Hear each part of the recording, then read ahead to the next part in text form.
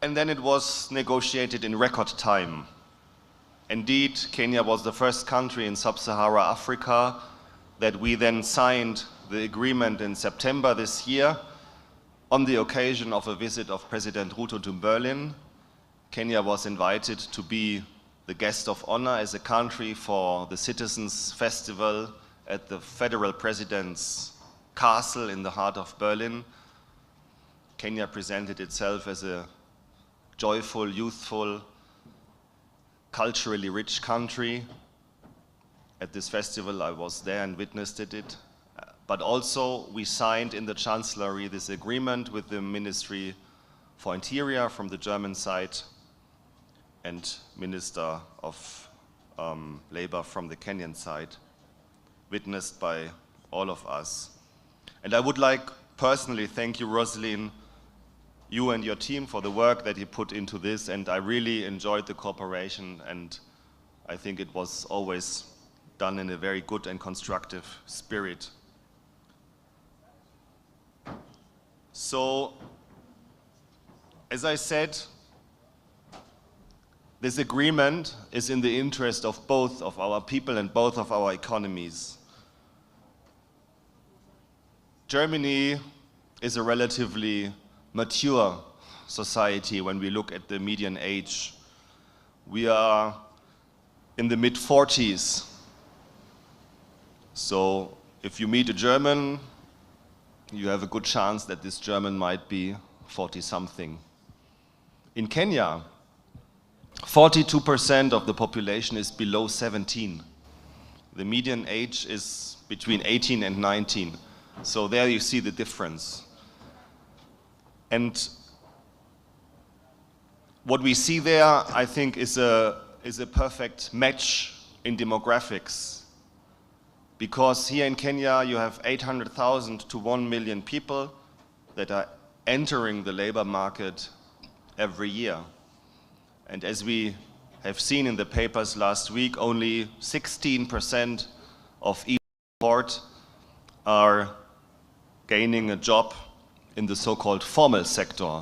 The rest is looking for hustler jobs, Uber jobs, or service jobs, and struggling more or less, even with a very good qualification, even if you studied at university, even if you have done a decent TVET vocational training program. In Germany, it's the contrary. According to studies, we need 250,000 to 400,000 skilled people every year for all sectors.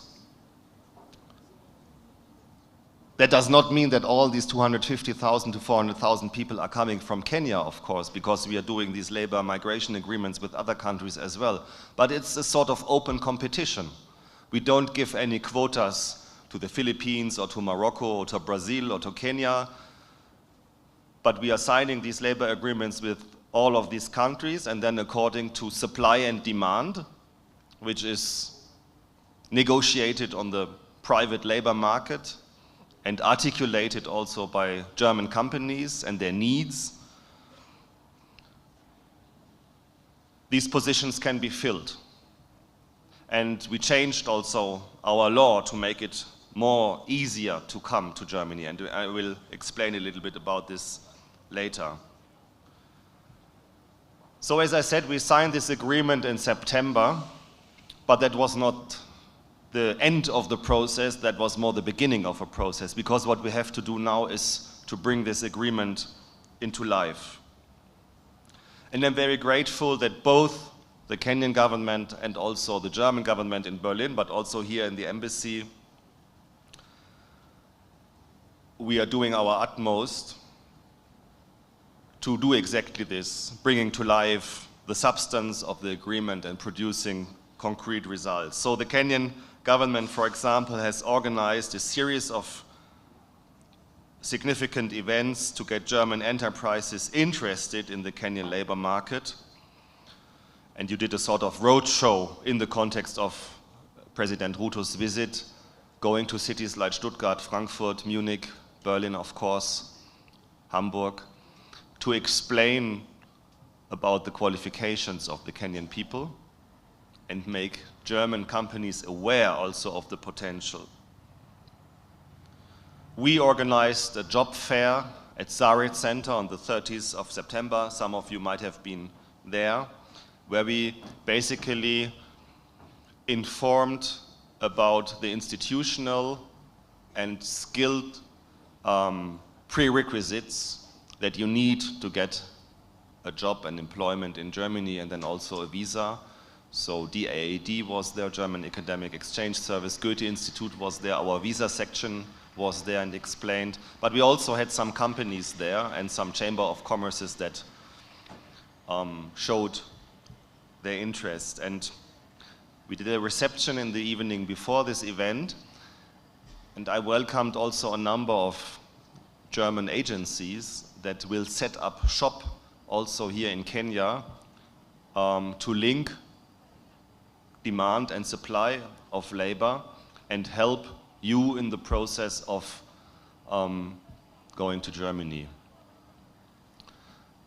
And I only can recommend you also to test these agencies and not to pay any money in advance, because we might see, not only on the German side, also on the Kenyan side, a little bit of anarchy in this sector that will be also organized. And the CS Labor made this promise during the conference on the 30th of September that Kenya will introduce a labeling system also in order to qualify the different agencies. And in Germany, for example, we have a label for ethical recruitment in the health sector.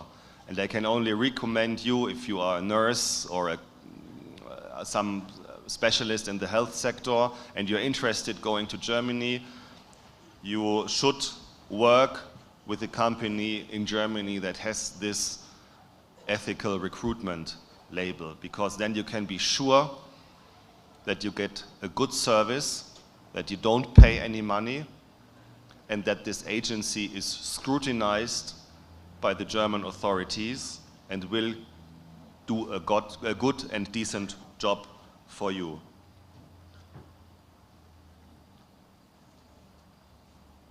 So, as I said, what governments are doing in this context of labor migration is setting the framework, but the real action is undertaken by the companies that are looking for labor, and of course by you, by interested people that have the qualifications and that are interested to go to Germany.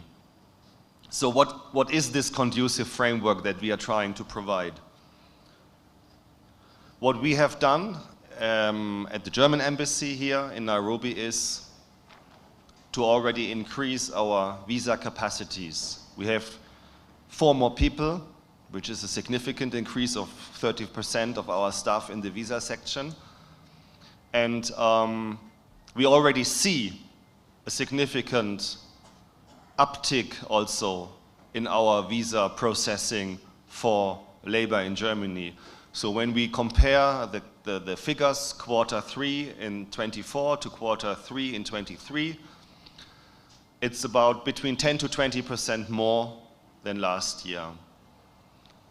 We are above the general uptick that we have in all our visa sections worldwide. So again, Kenya is in the upper part compared to other partner countries with whom we have done these labor agreements. So the next thing that we want to do, and that's our plan for 25, and we discussed this with Deputy President Kindiki, who will join us later this morning, when our Vice Chancellor Habeck was in Nairobi last week, that we have to invest more into learning German, because that very much increases your opportunities finding a job. Right now we have approximately 10,000 pupils in schools that learn German, and we have of course a growing number of students that learn German in the Goethe Institute or in private institutions. But we have to increase this number.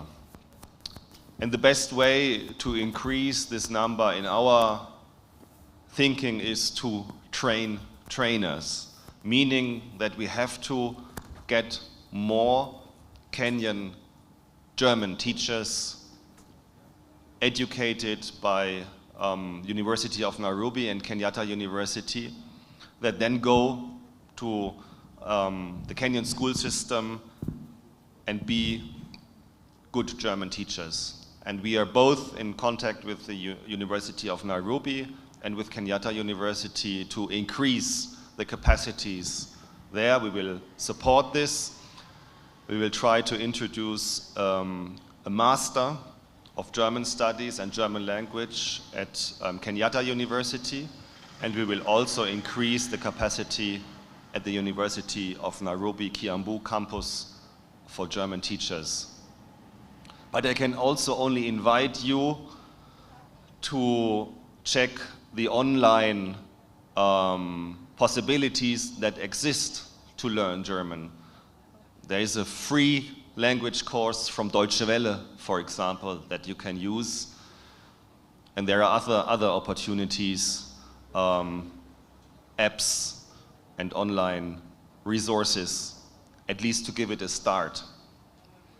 Because if you can speak German, it's not a necessary condition to apply for a visa, but of course it gains you points in our so-called opportunity card. So if you have a sufficient knowledge of German, the probability that you get this so-called D visa to go for 1 year to Germany to look for a job in Germany will significantly increase. So I can only invite you to learn German. What we also will do, or have already done, is that at the delegation of the German Industry and Commerce in Nairobi, we have created a small unit that helps German companies to find suitable talents in Kenya.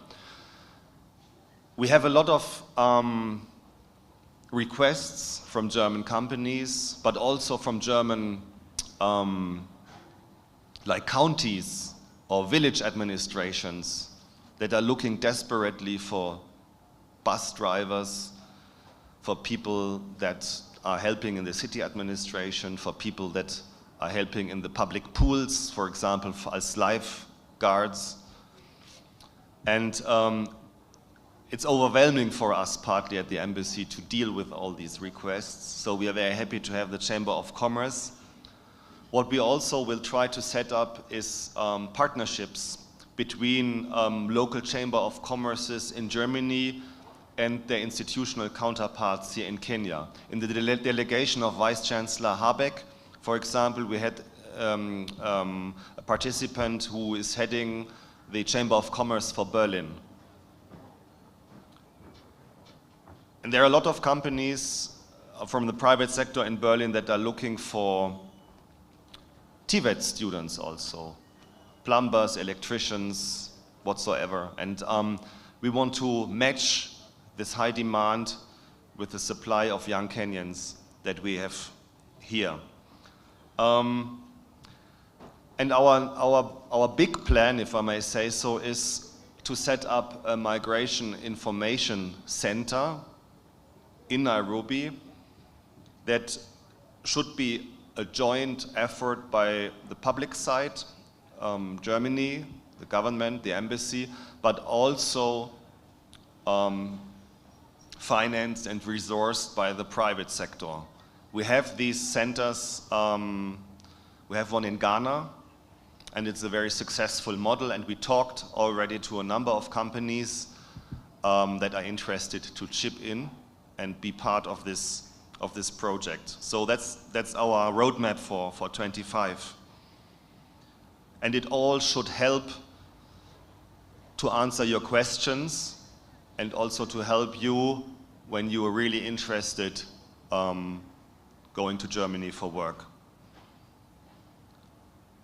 I would like to conclude with 3 aspects that are particularly important for us as the embassy, but also as the German federal government. And I talked about this in the context of the agencies that are now mushrooming everywhere, and we are reading also in the newspapers about scandals and scams where they try to basically get your money but don't deliver any service. So labor migration has to be conducted in an ethical way according to international standards. IOM, the International Organization for Migration, with which we closely cooperate, and they were partly also part of the negotiations when we met here in Nairobi, IOM has developed a migrant worker guidelines for employers, which are very important. And also the International Labour Organization, which is a UN organization, has developed a framework on labor migration. And these are international principles for a rights-based approach to labor migration. And I can only encourage you to check these principles because these are your rights, basically. This is the foundation on which you can start this journey. I would also like to stress in the context of ethical migration that in Germany we have a very strict social and labor market policy. We have regulations on the minimum wage and maximum working hours. We have strong regulations on the safety of workers, of health insurance, and we have very, very strong trade unions and staff representations in almost all of our companies. So I can assure you, when you go to Germany, I can't give you a 100% guarantee, but I can assure you that at least the principles and the framework in Germany with regard to the protection of employees and laborers and staff are amongst the highest levels, I would say, even worldwide.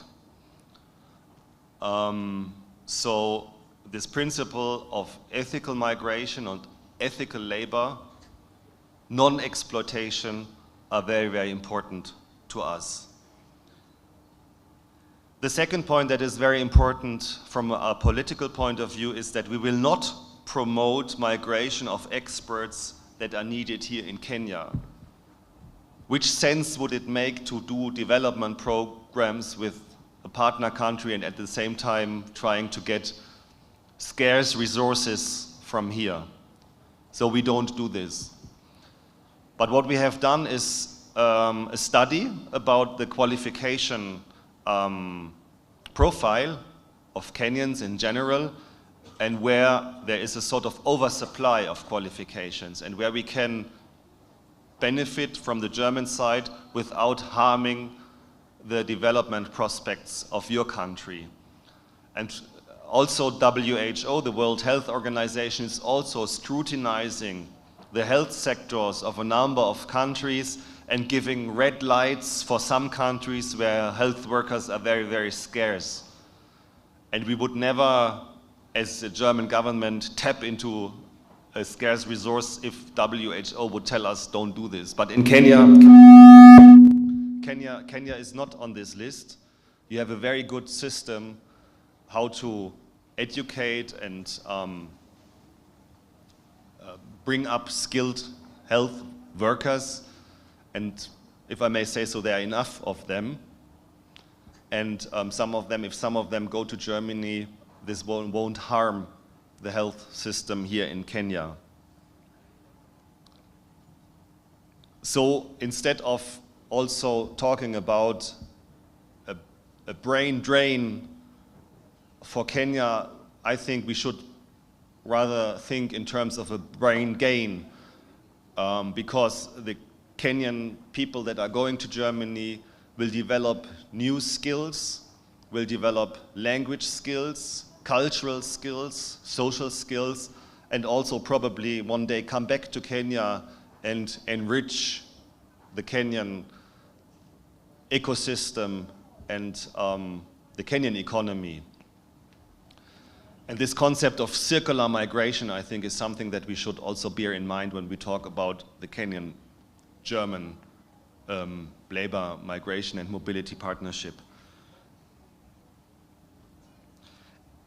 And in this context also, it's very important, I said it in the beginning, that vocational training and TVET is one of our main pillars of development cooperation. So what we do is also trying to invest in the qualification and in the human capital of the younger generations here in Kenya. And we do this for years now. We started with 7 centers of excellence for TVET in and around Nairobi. And in the next phase, together with the Ministry for Education and the PS TVET, Elizabeth, we are now looking into 70 TVET institutions all over the country that will be supported by GIZ and KfW, and will be partnering also with German TVET institutions in order to give you an idea about how TVET works in Germany and how we can make it work better here in Kenya. And it's an absolute priority also for President Ruto, who wants to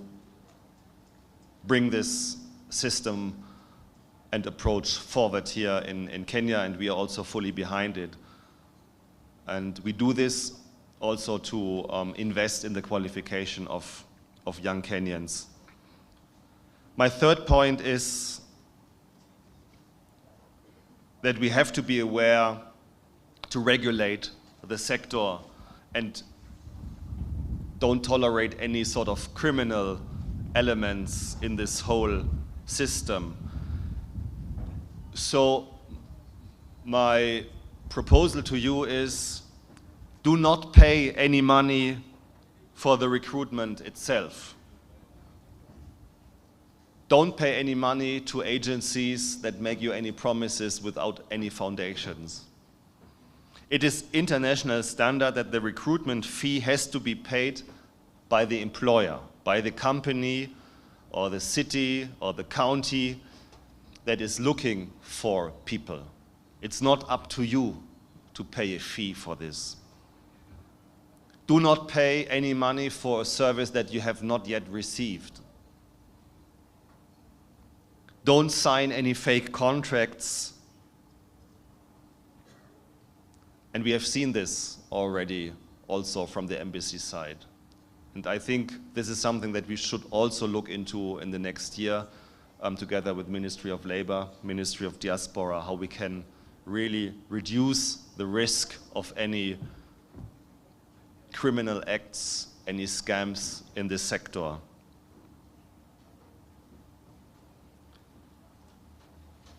So, as I said, it is a good choice to go to Germany. Sometimes it can be also a hard choice. Because it's a different culture, it's a different environment, it's a different society, it's a different climate also. So you should also be prepared for some challenges, and especially the beginning might be not as easy as you might have thought. But I talked to a lot of Kenyans that worked for quite a while in Germany, and I never had any negative feedback. And we have one program for mid-career Kenyans in the mid and higher management levels that have the opportunity to work for 6 months in big German companies in Stuttgart or Frankfurt. And I once met a group of them here in Nairobi, and all of them told me they would have wished to stay longer because they liked it very much. So just to give you also this feedback, the beginning might not be easy, but it pays off at the end. I never heard a very, very negative feedback. To the contrary, everything I heard so far was very, very positive. But you have to be ready to adapt. You have to be ready also to learn German, and you should start learning German here. With regard to your qualification, both is possible, as I said. Either you have a local qualification that is recognized in Germany, and you have some work experience in your field that gives you an advantage in the so-called opportunity card when you apply for a visa, but you can also apply for a visa where you stay 1 year in Germany and look for a job in Germany. So this so-called opportunity card, in German we say Chancenkarte, is the new legal basis, which is the legal foundation for the labor migration agreement that we signed. And it is the so-called German Residence Act that enables controlled access to find qualified employment in Germany. When you do this, you go for 1 year to Germany, but you have to prove also that you have enough money to sustain yourself in this process of looking for a job. We have a number of online resources where you can go deeper into all these details. One is called makeitingermany.com, so if you Google it, you will find it easily, makeitingermany.com, but you can also check it on our online site from the embassy. So I hope that I at least answered some of your questions. As I said, this is not the end of a process, it's the beginning of the process. I see the next year as the real first year where we will see the fruits of the work of this year, where we will see the numbers increasing. My wish is that we increase the number organically and not explosively. If we go from 1,000 to 50,000 in 1 year, our capacities won't manage, neither on the Kenyan side nor on the German side. So I think our aim should be to increase 20, 30, probably 40% every year. And then if we look back in 3, 4, 5 years, we will see a significant change in numbers, and we will welcome a significant number of Kenyans in Germany, and my feeling is that we are on a very good way in this regard. Thank you very much for your attention.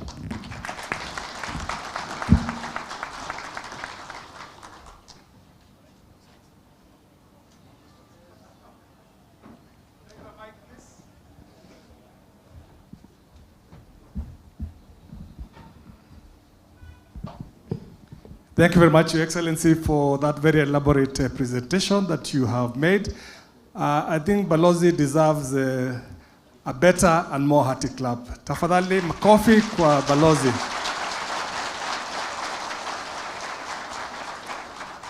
Before you sit, Balozi, I just have 2 short questions for you. A lot of these young men and women seated here have heard your speech.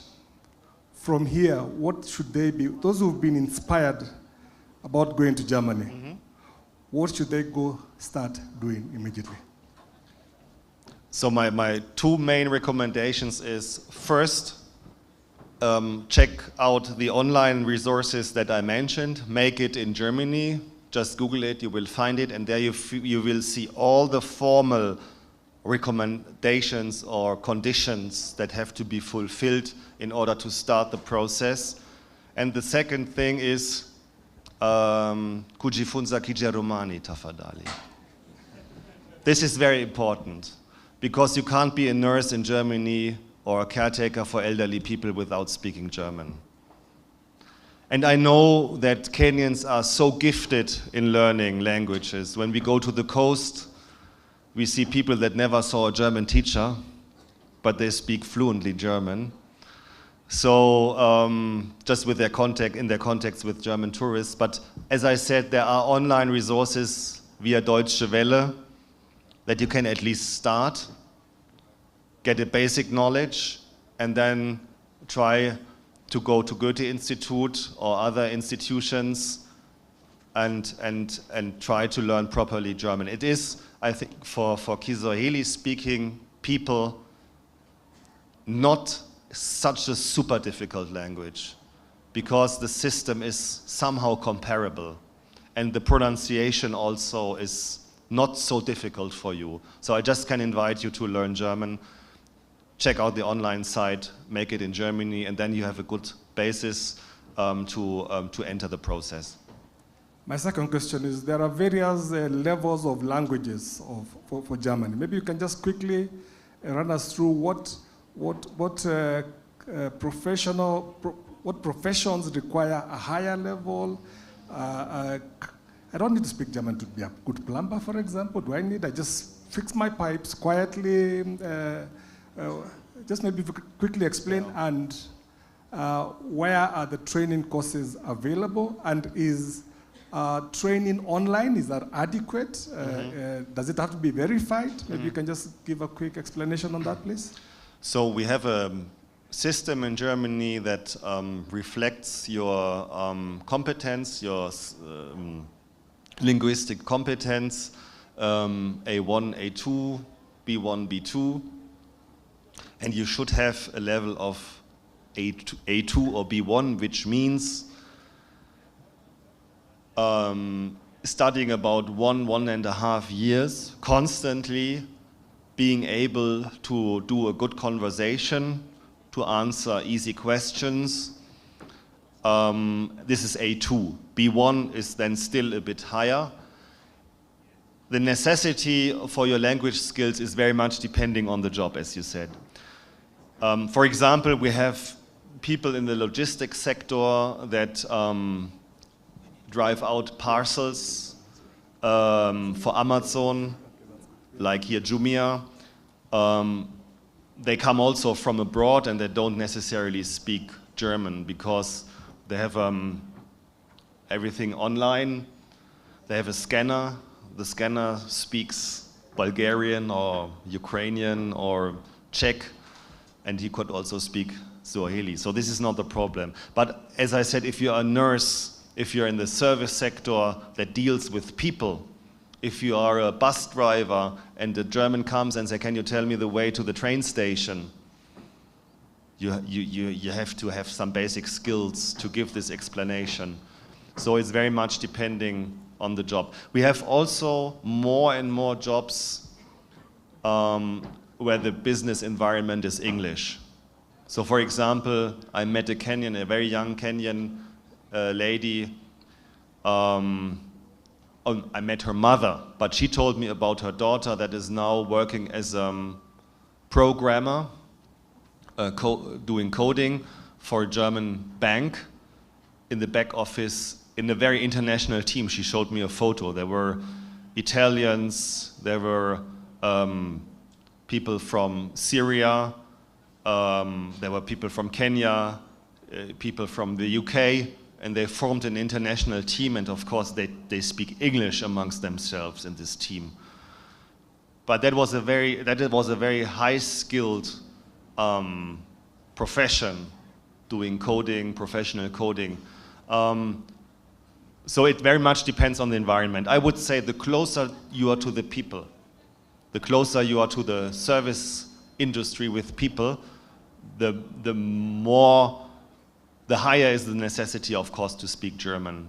And then, if you see the cultural aspect also, if you want to immerse also in the German society and culture, of course, it's also better to speak German. Most of Germans also speak English, so you will always survive somehow. You will always find somebody who speaks English. But to really get a feeling of the people and the culture, it's good to learn German, and it's even better to start this afternoon. Thank you so much, Balozi number one. Thank you so much for all your... Thank you. We're about to begin our other session. So once again, Your Excellency, thank you for that very knowledgeable information that you've given us that should help in empowering our youth. And even those of you who are not going to Germany, please pass that information to a friend, to a relative who may be interested in pursuing a career in Germany. Asante sana. Irene, is she around?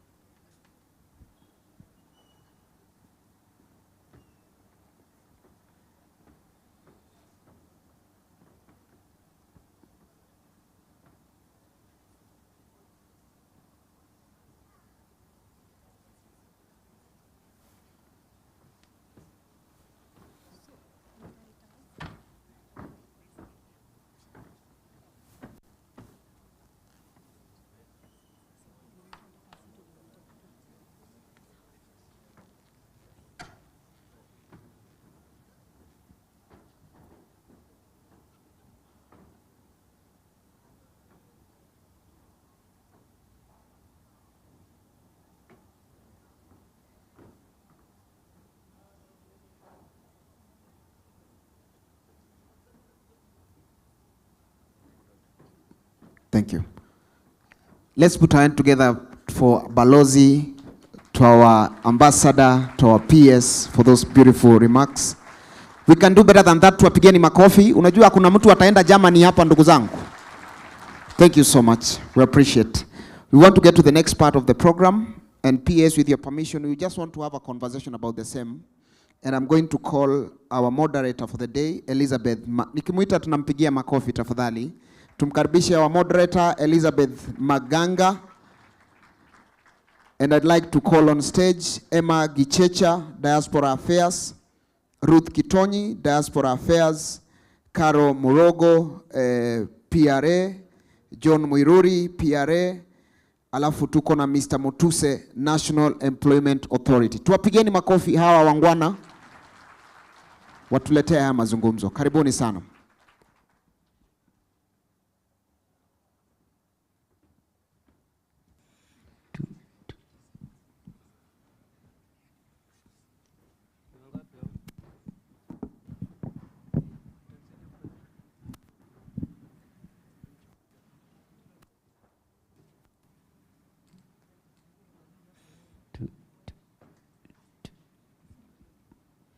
Good morning, everyone.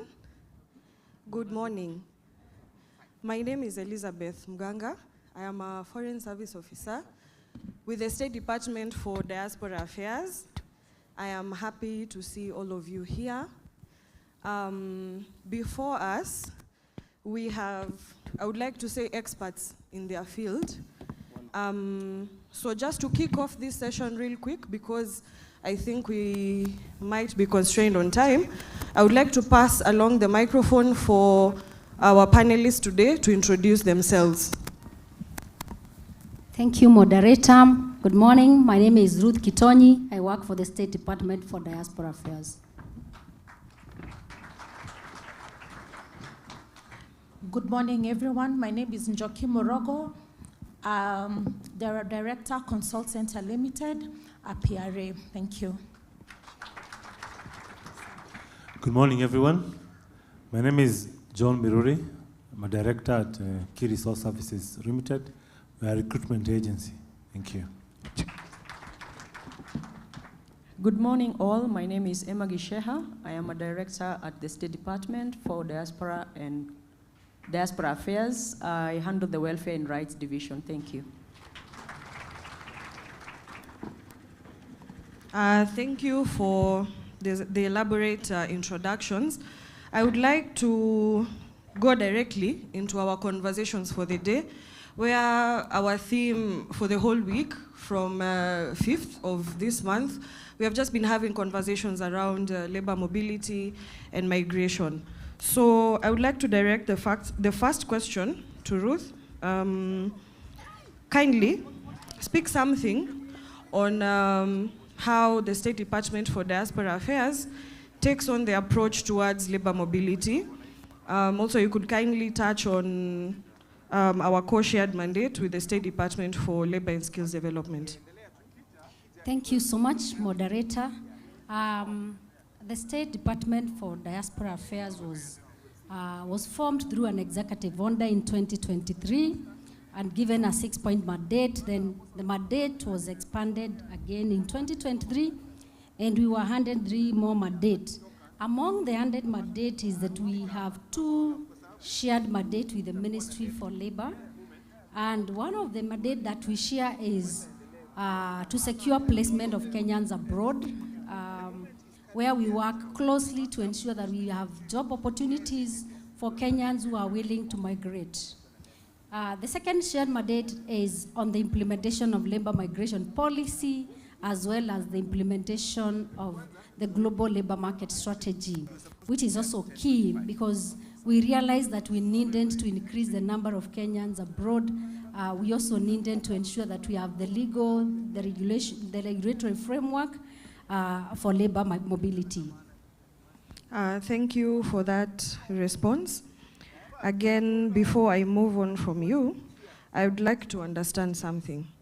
So, you know, Kenyans have been migrating time immemorial, and most of these times the push has been from an individual perspective.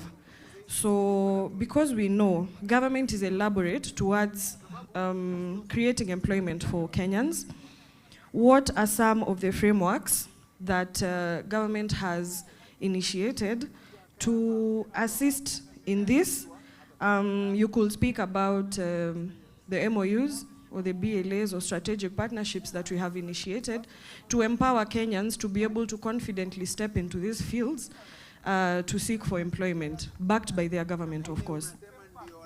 Thank you so much, moderator. Once more, yes, the government has deliberately been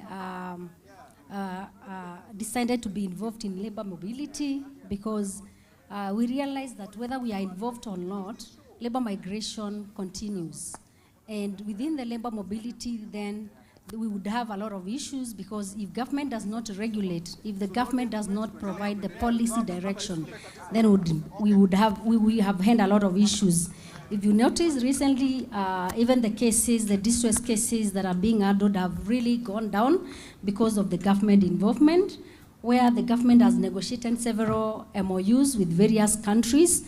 BLAs have been signed, others are still in the process. We've also entered into strategic partnerships in countries, for example, where we do not even have the BLAs or the MOUs to ensure that the Kenyan worker rights, issues of safety, issues of welfare are well taken care of.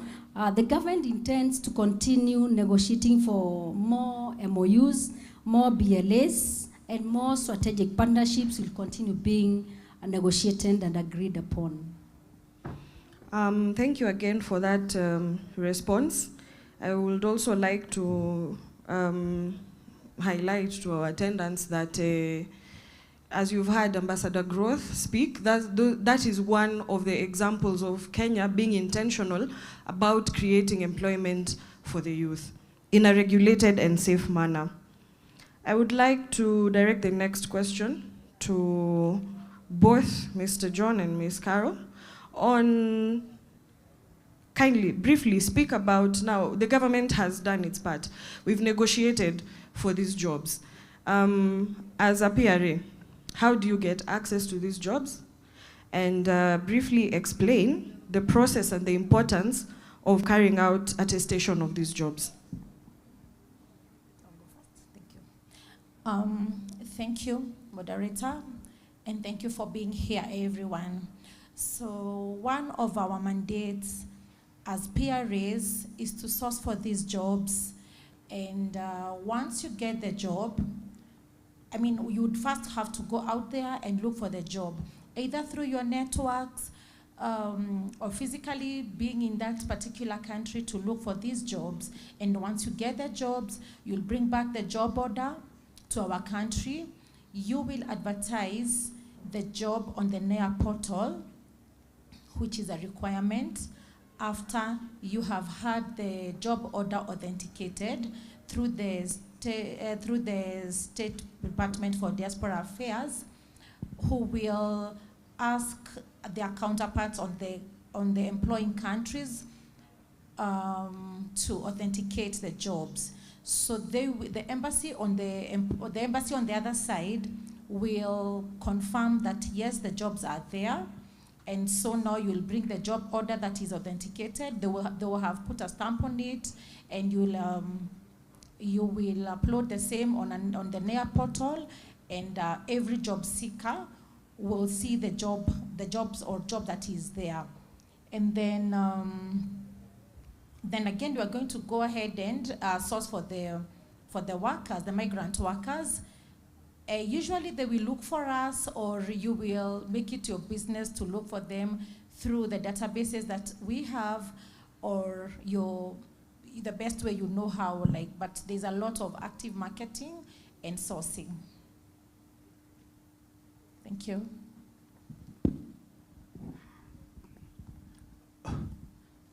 Well, good morning. To add on to that, I would say that it's also very important for us as recruitment agencies to make sure that the process is transparent as much as possible, and that both the employer and the candidates know what is going on in terms of transparency.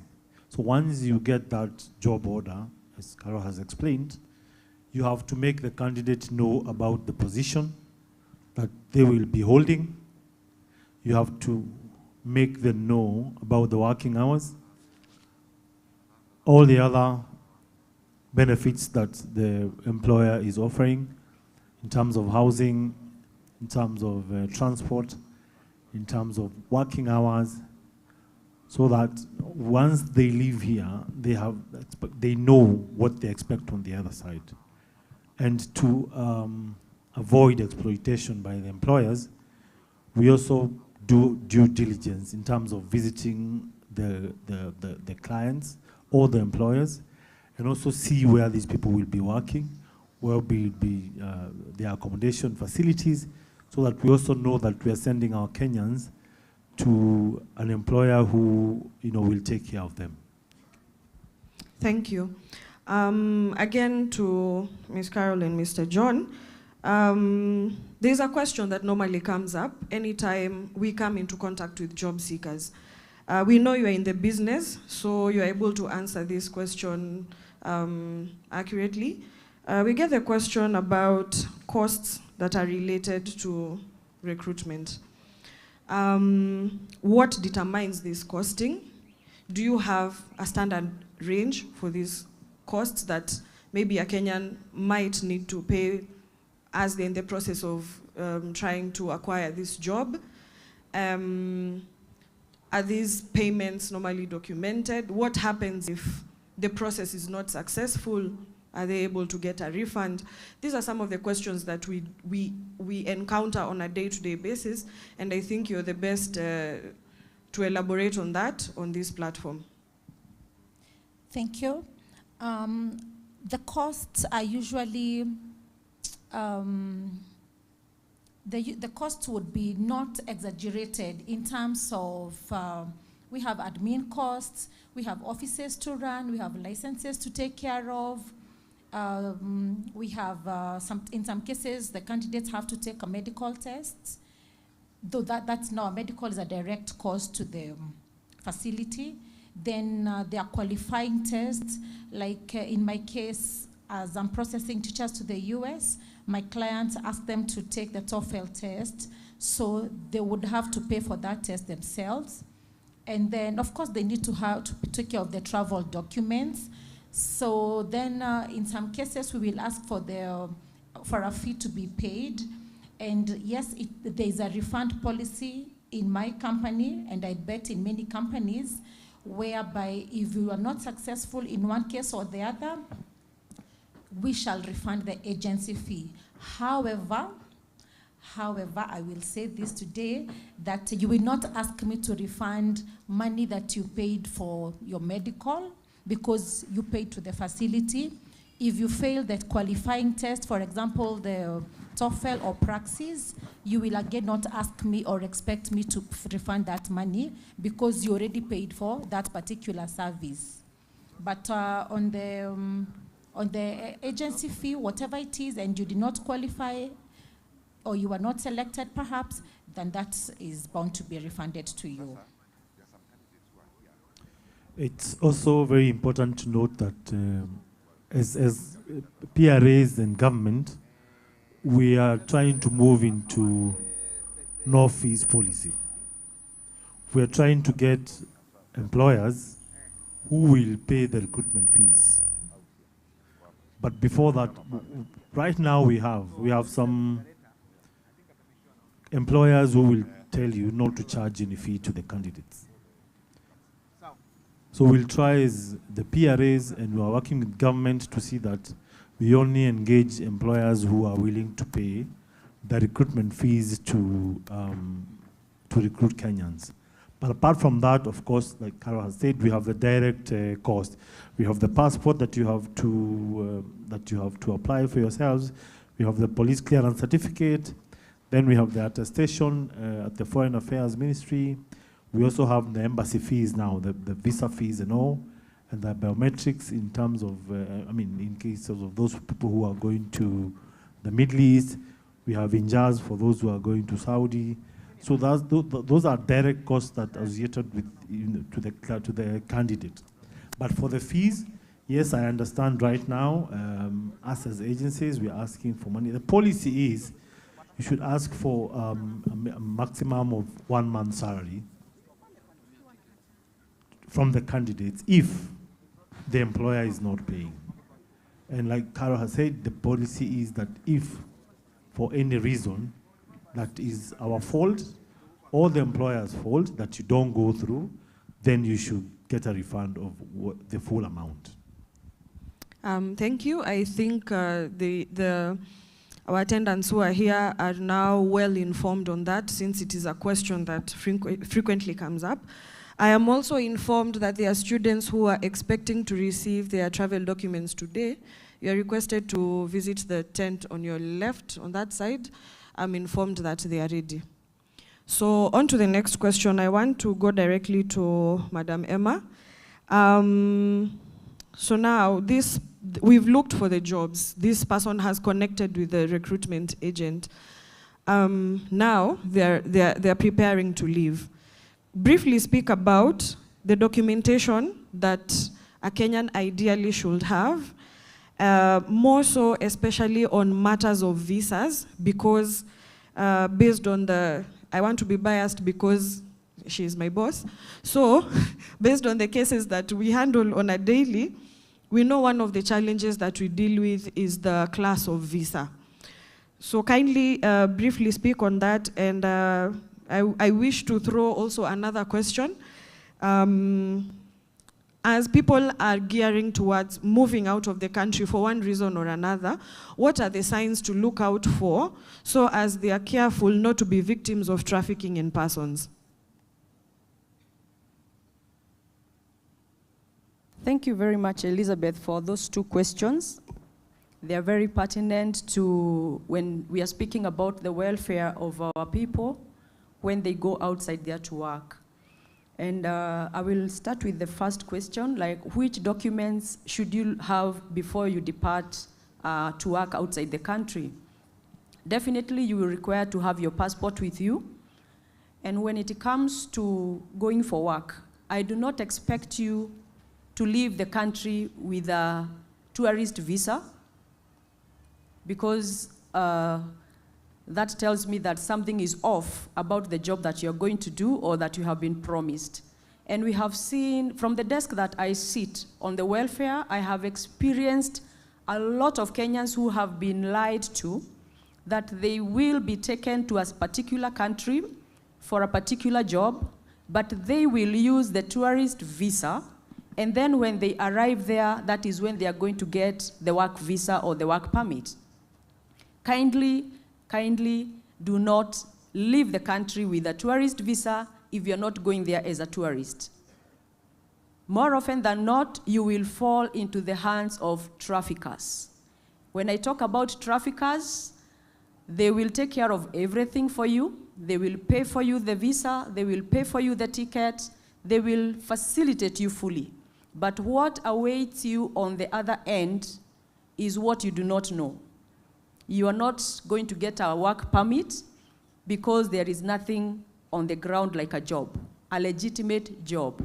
What will happen is that you will fall into the hands of the traffickers, and they will get you into illegal jobs within that country. So my fellow Kenyans, do not depart the country to work using a tourist visa. Number two, the person who is telling you to travel with a tourist visa, I have a question about their legitimacy when it comes to their registration as an agency. Whenever somebody promises you a job, the first question that you should ask is, are you a registered agency with our National Employment Authority? Ask for the name of the agency, because they might decide to lie to you that yes, they are registered. Ask them for the name of their agency. And if possible, not if possible, visit their office. See a physical office. Every registered PRA has got a physical office. The DG NEA is here, she can confirm that. So if somebody does not have an office, you should question the job they are promising you. And there is no registered agency that is going to take you abroad with a tourist visa, because they know it is not allowed. So kindly Kenyans, let us make use of Google. Kindly visit the NEA website, Google the agency. If it does not appear on the website, kindly know that it is not registered, and do not engage them beyond that. You will be safe. Visitors' visas also, I would not recommend you to depart if you do not have a work visa. A work visa is what you need. Number 2, you need to have a contract. Because before you leave, you need to understand, what kind of job am I going to do? What are the conditions and the terms of this employment? Many of our Kenyans have been lied to that you're going to sign the contract upon arrival. Upon arrival, whoever will pick you will not give you a contract. They will take you around in circles, and you will never see the contract. If a problem comes, if you enter into any kind of distress, you will find yourself being on your own, because there is no contract that is covering you. The essence of having a contract is that you will be covered. When it comes to medical, when you fall sick, who should take care of your medical expenses? When it comes to accommodation, who is going to take care of your accommodation? When it comes to repatriation, in case there is need for you to be repatriated, who should take care of that? So please ensure that you have signed a contract with whoever is taking you abroad for work. And I think, Elizabeth, those are the few issues that I need to mention that people should look out to. Only use registered agencies, leave the country with the correct visa for you, and also ensure that you have a valid contract that has also been attested by the Ministry of Labor. Thank you.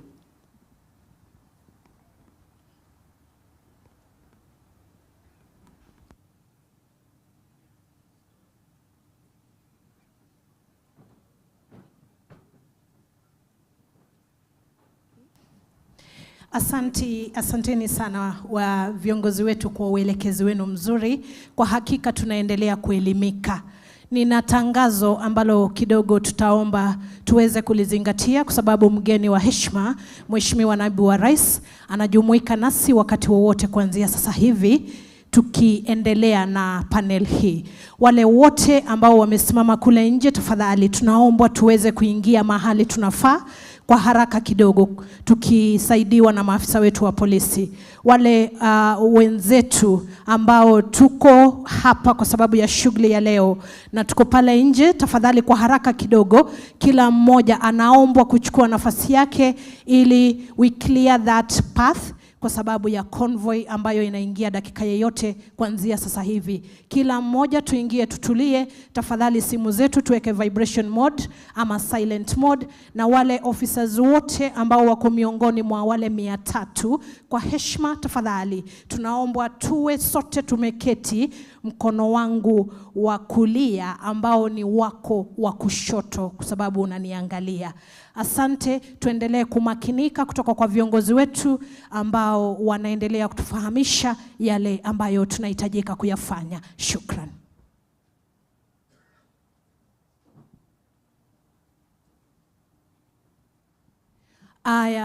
Kwa some adjustment, wale vijana wote ambao wako miongoni mwa wale 300, iwapo umeketi miongoni mwa hawa, labda haukupata mwelekezi wa kukuonyesha mahali pa kuketi, tafadhali, for the sake of that activity that we will be having after the main event, tunaombwa sana sote tuketi upande huu, na ikiwa wewe si miongoni mwa wale 300, kwa heshima tafadhali tutafute viti upande huu, kwa sababu there is an activity that the team will be doing which we will need them all to be seated in one position. Thank you so much.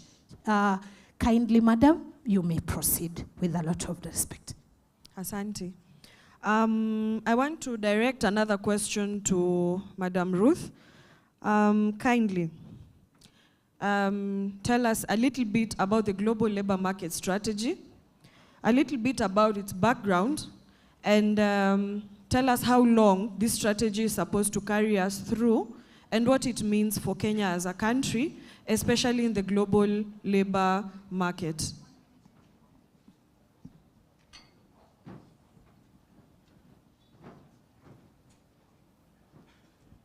Thank you, Madam Elizabeth.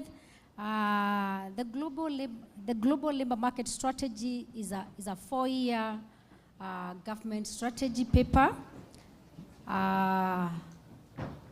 that was developed by the two State Department, as I talked about our two shared mandates, the State Department for Labor and Skills Development and the State Department for Diaspora Affairs. As you are well aware that the government role is regulate, policy, legal frameworks, and protection. Why do we need the global labor market strategy? So one of the reasons why we need the GLMS, as we call it, is to ensure that we increase the number of Kenyans joining the international market. We want to increase the numbers from the current, the CS for labor mentioned, 218,000 to around 1 million by 2027. There's also need for government regulation and policy framework. If we leave the market unregulated, if there is no policy direction, then as I said before, we'll have a lot of consular cases, a lot of issues, a lot of people traveling without the right documentation, a lot of people traveling without the right visas for work. So that's why we need the global labor market strategy, and also to note that labor migration or labor mobility is majorly by the PRAs, private recruitment agencies, and individuals. So the government role is policy, legal, and administrative, to offer policy, legal, and administrative instruments. For us as a government, the long-term solution is through policy, legal, and institutional reforms. So that's why we look at it in terms of long-term, short-term, and even in the mid-term. Another role of the GLMS is to facilitate Kenyans abroad. We need to facilitate our Kenyans abroad through a regulated way. We also there's also a need for their protection to ensure that their welfare, the issues of their rights, the issues of their contracts are well taken care of. And within the GLMS, we're also trying to brand the Kenyan talent, the Kenyan labor, and we are asking ourselves, who are we as a country? What do we have to offer as a country? How competitive can we be if we compare ourselves with the other countries? And we realize that we really have an upper hand. We are multilingual, we are professional, we have the best work ethics, we are resilient, we are entrepreneurial, and GLMS is also going to assist us implement all this, Madam Moderator. Thank you.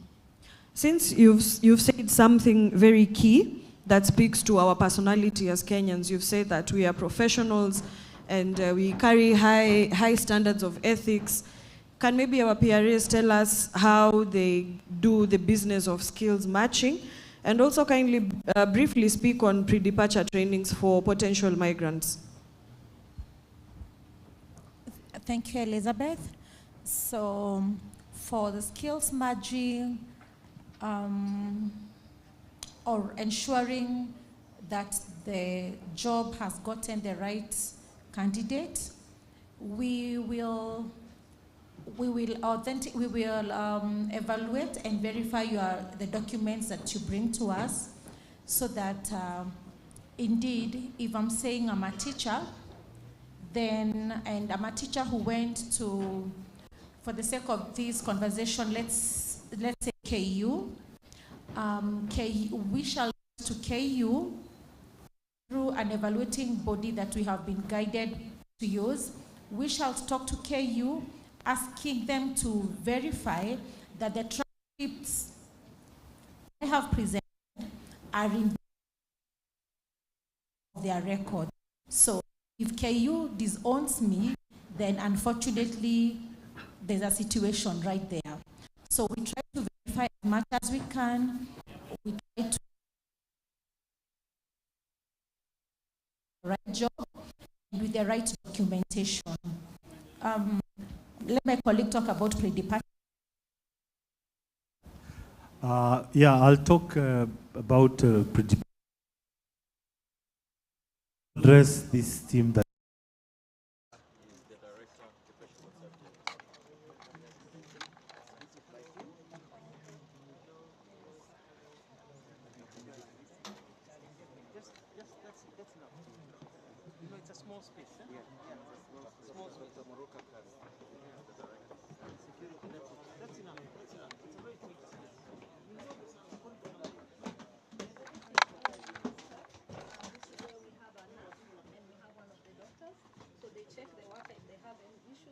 and we can even welcome one of the workers in our country to have your blood pressure taken. Nurse very she's in charge of the trial system. Yes. Nurse process.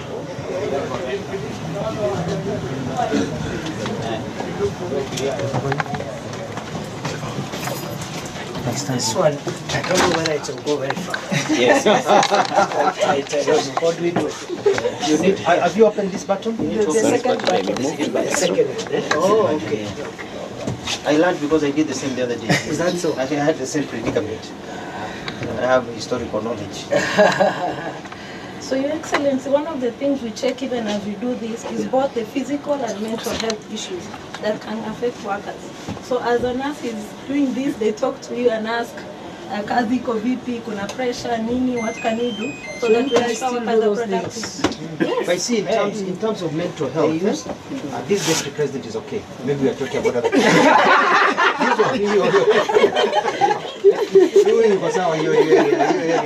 You never know. It's good to check. Yeah, it's good to check. Yeah, so we have to do it periodically.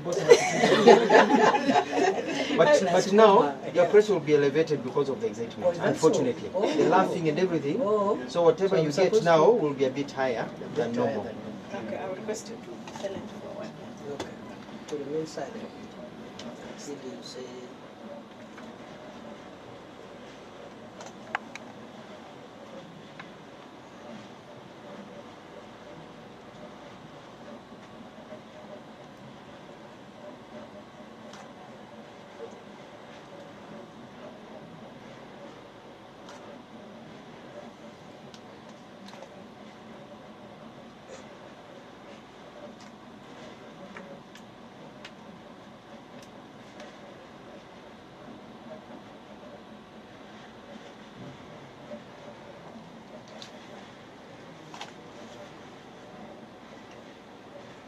Wow. You're so healthy, right? Look at the age. Unajuaje? 114/72. Waziri, najua ni daktari. Sio wa hii. Sio wa sindano. Simwambie, look at that range. What is the limit? It's 114/72. It's okay. Very nice. Happy to hear that. Mine is even higher than that. Is that so? Yeah. Very good. Whatever you're doing, you laugh more than I do. We are going to check it. Please check it, Sana. Yes, thank you. Thank you very much. So just show you one other thing on this other side. Okay. All right. So usually workers are exposed to lots of noise and dust that can affect their lungs. So we have equipment here that we can also check their lungs. So they blow into something and we record, and we're able to know if their lung is healthy. Next room. Similarly for the ears, we also do the same. The equipment is over here, but this is for demonstration. Chamber for. Yes. So this is state-of-the-art equipment that we have. Thank you very much. Yes. Now this one is where we assess workers, especially those ones who work in dusty environments, whether their lungs are functioning well. It's called spirometry. So it just shows how much your lungs are functioning at any particular moment. You can have a seat. Okay. Yes.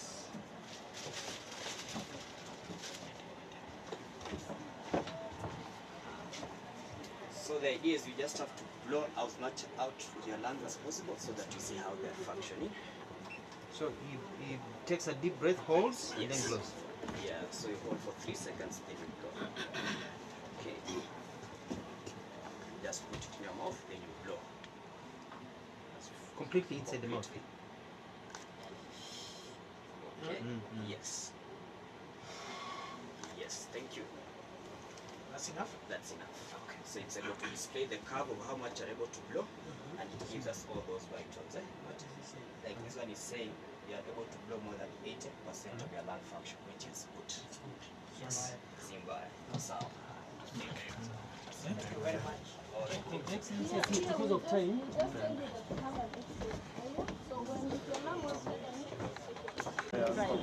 Community will be more of this. For example, on a positive note, like the genes are runners. And there is nothing you can do about that. Then they say, if you want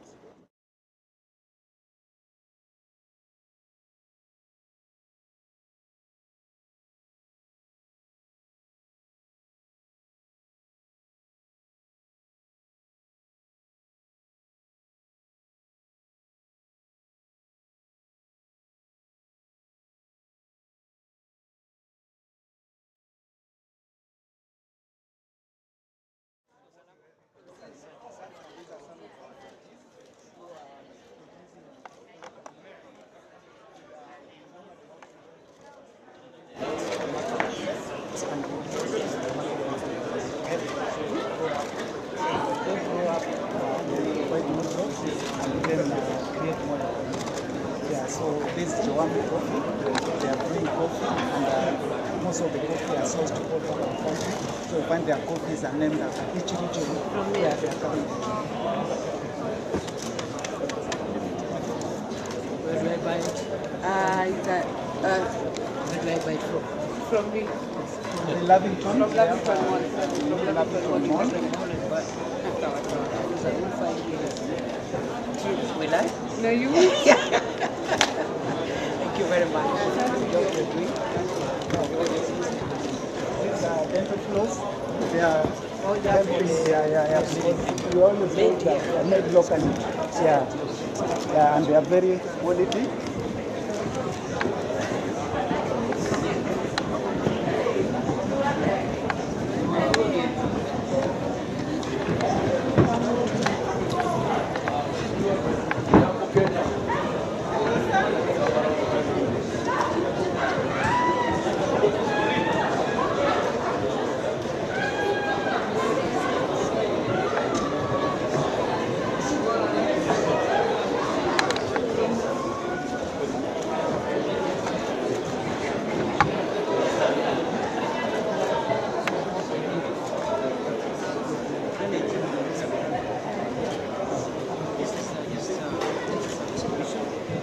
Sir, you're most welcome. Thank you. My name is Jamhuri.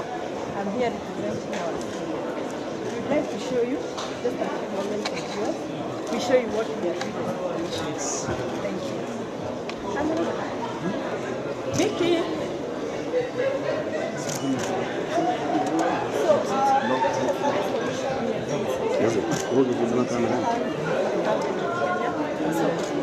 Everything that we are doing for us.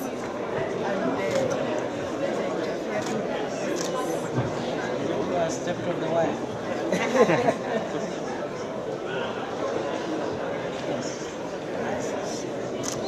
So I will take you through the internship program. I'll take you through the recruitment program. I'll take you through the promotion program. And finally, I'll take you through as far as the CPC is concerned. So within the teacher internship program, this is the best program that has happened. It is within the bottom up strategy that is there for the government. And in the last 3 years, from 2020 to 2023, we were able to recruit 26,000 returns. 2023-2024, we recruited 20,000. 2024-2025, we recruited 20,000. This is just our report in the city of Jamhuri this year. Next year, in total, we are 66%. The government has been able to spend.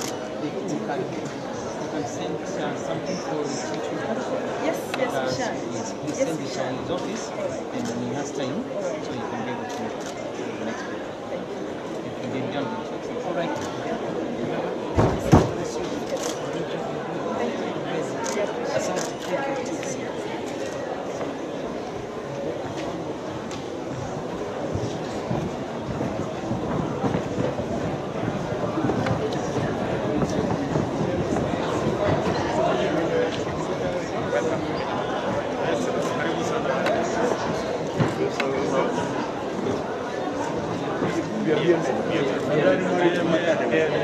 The trainers or the seafarers, like us.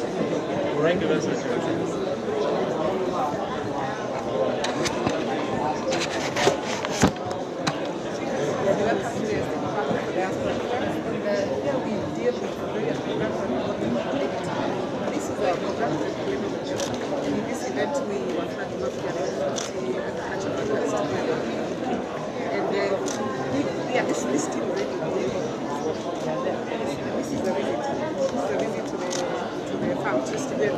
We do a lot of sensitivization as well. So here we have sensitizing our officers in Jamhuri, and this is a job we are in every county. Yeah, so we are bothered about the welfare and the evacuation of Lebanon, Sudan, and that's several.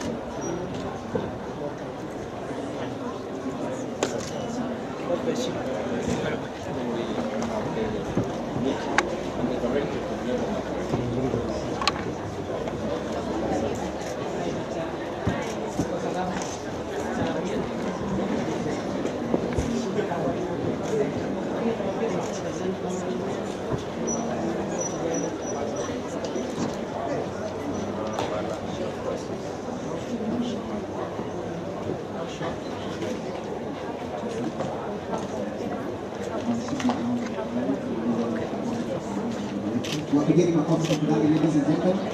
Let's appreciate the panelists. Thank you so much for that beautiful conversation. Wapigeni makofi tena tafadhali. Samahani sana, ndugu wetu mheshimiwa ambaye ni wetu wa rais, Dr. Kabir Kibiki, hapo tayari kujiunga na sisi hapa. Akiingia naomba tumkaribishe vizuri, tusimame tukaribishe kisha tuimbe wimbo wa taifa. Kisha tufanye maombi, ngoja uje So, ladies and gentlemen, I also like to request you to put your support for yourself as well. Industrial approaches. And then now we know what is in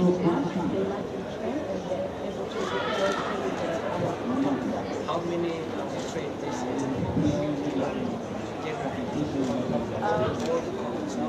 actually, right now there is a government going on where we are assessing for 2,000. Yeah, so throughout the year we are assessing so far they have trained 1,000.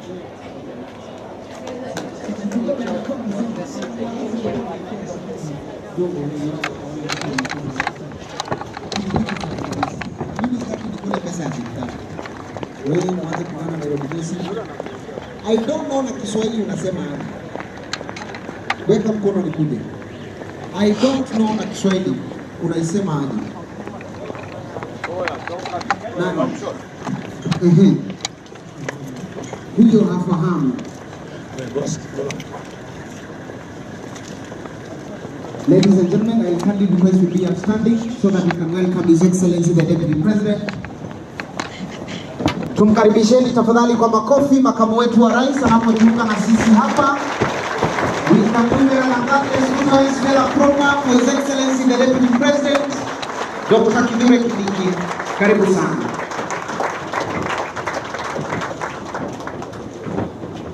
Basi tunapoendelea kusimama hivyo, nitaomba wimbo wa taifa pamoja na wimbo wa Jumuiya ya Afrika kutoka studio.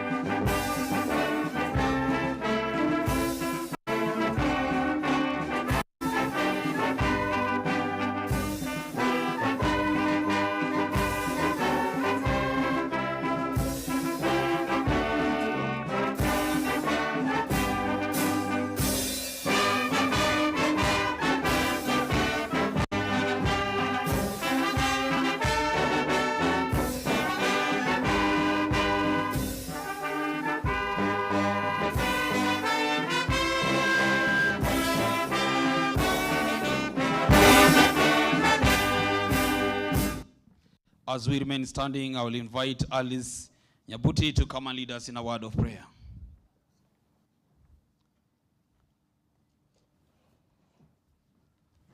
Alice Nyabuti, kindly.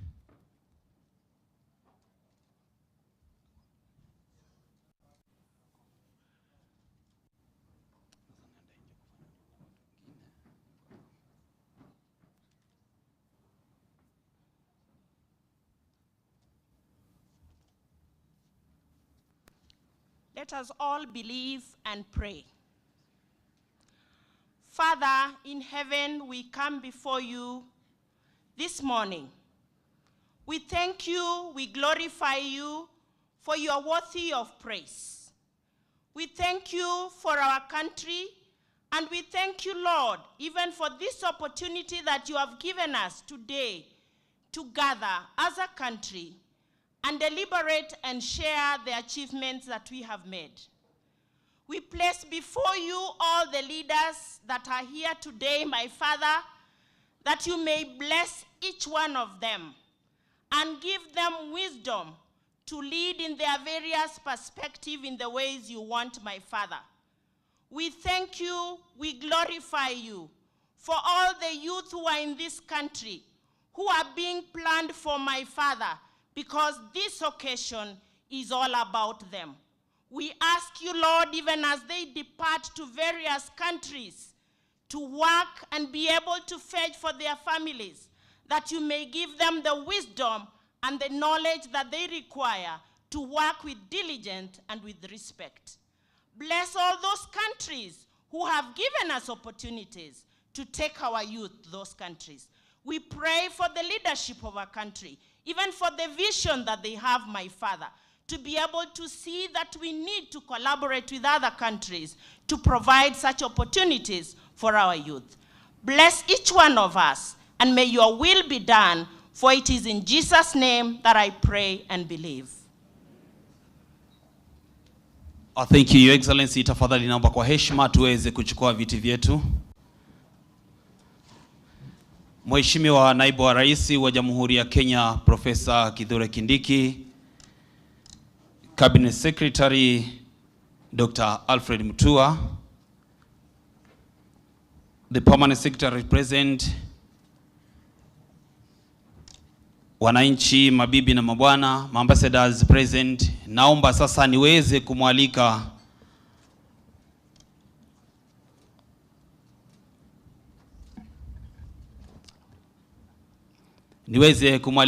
Mr. Itumbi ili aje aweze kuendelea na ratiba iliyoko mbele yetu.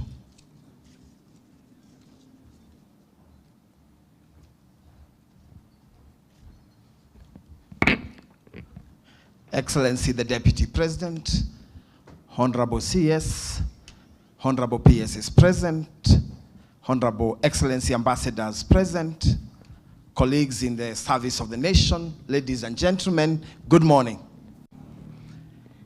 Today is a culmination of a 1 week long celebration of Jamhuri Day. Excellency Deputy President, today is a culmination of your vision that you had at the Ministry of Interior in 2022 when we started the first thematic week, which then was digital. This is the 7th edition of that vision, and it's good to have you as a guest of honor to close it down, because this was exactly what you saw in 2022, for us to do a theme that exposes the week of Jamhuri, Madaraka, and Mashujaa Day before the actual day. So this is that vision in action. Allow me to celebrate the Kenya Medical Training College, KMTC, who have been with us throughout as part of the beneficiaries, and the TVET team that has been with us from Thursday last week to now. I also wish to recognize my co-chairs, Ambassador Kabira, and from the Ministry of Labor, because this has been organized jointly by the Ministry of Foreign Affairs and the Ministry of Labor. Excellency Deputy President, because I know we are short of time, I will only mention 2 key lessons we have learned through this week. One is that there are jobs. And anyone who says that hakuna kazi kwa ground, kazi mtandaoni, na kazi majuu, this week has proven to them that they are not right. There are jobs. And the recruiters have been with us, and we have actually seen they have more jobs.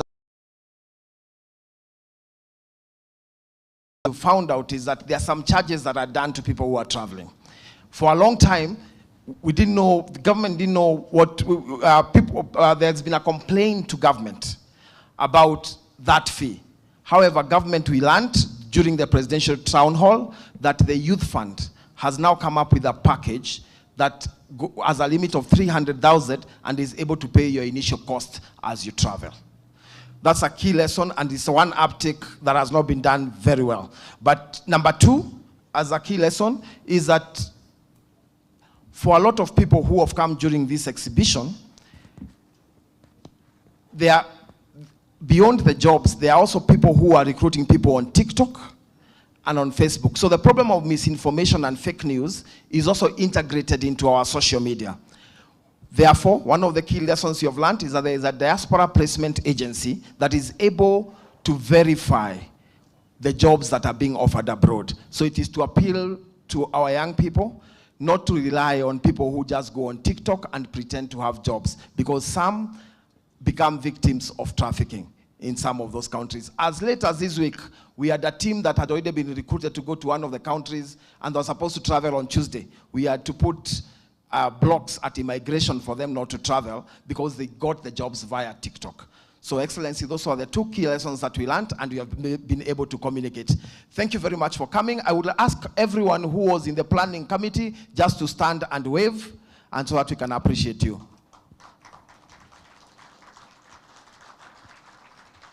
Thank you very much. You can have your seat. Having said that, it's now my pleasure to invite the PS Diaspora to come and take over the rest of the program.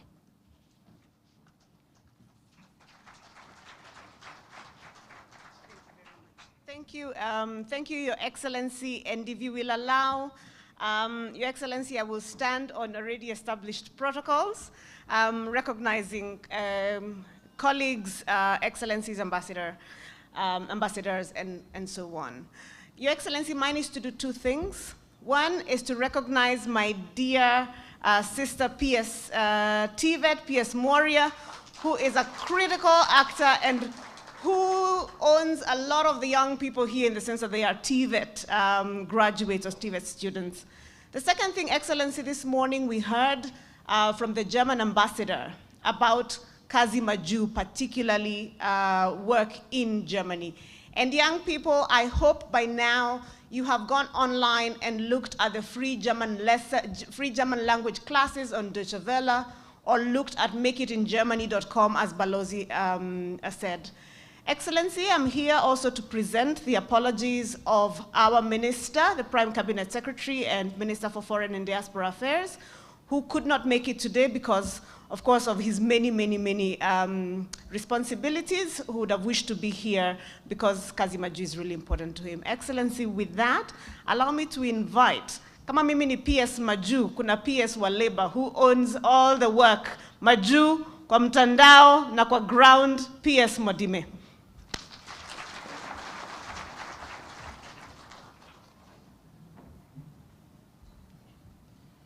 Thank you very much, PS Diaspora. Your Excellency, the Deputy President, Cabinet Secretary Labor, PSs who are here present, Ambassador Qatar in Kenya.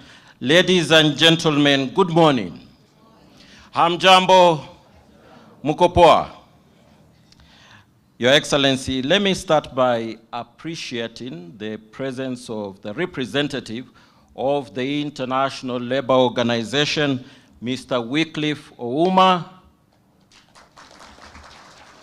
Your Excellency, we work with the International Labour Organization very, very closely, first to ensure standards of labor are maintained within the country, but also they have been of great assistance to us in developing a model bilateral labor agreement that we use whenever we are negotiating with countries abroad to ensure that our young people are able to secure employment in the international labor market.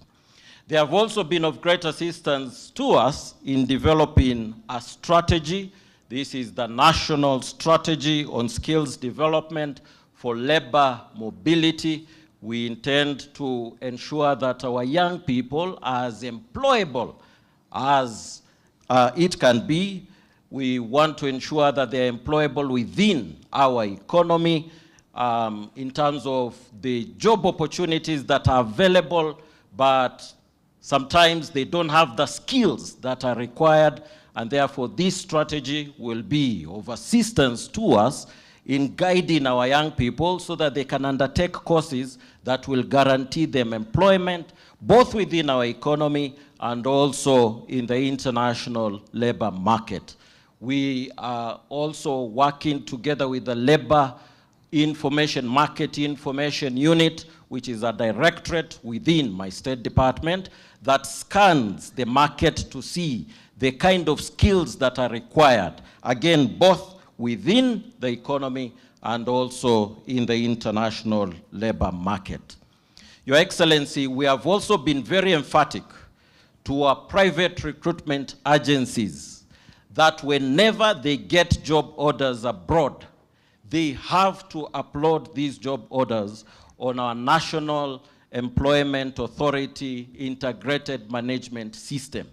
This is critical because we don't want our young people to be conned in any way. We know that there are some private recruitment agencies that unfortunately have, conned our young people with the assumption that there are jobs that they have been able to secure, but the truth is some of these jobs are not there, and therefore we have been emphatic that these job orders must be uploaded on the portal so that then our young people can be able to access this portal and see the kind of jobs that are available. Indeed, we've gone ahead and appraised Kenyans that the private recruitment agencies that are in red on our website, they should avoid them as much as possible. Their status is wanting. But those that are in black ink, then they can be able to possibly get the jobs that they have advertised and eventually access the international labor market. With these few remarks, Your Excellency, I want to invite the Qatar ambassador to Kenya to come and give his remarks. He has played a very critical role in allowing us to access their labor market. There are many young people who have managed to get jobs in their country. Thank you.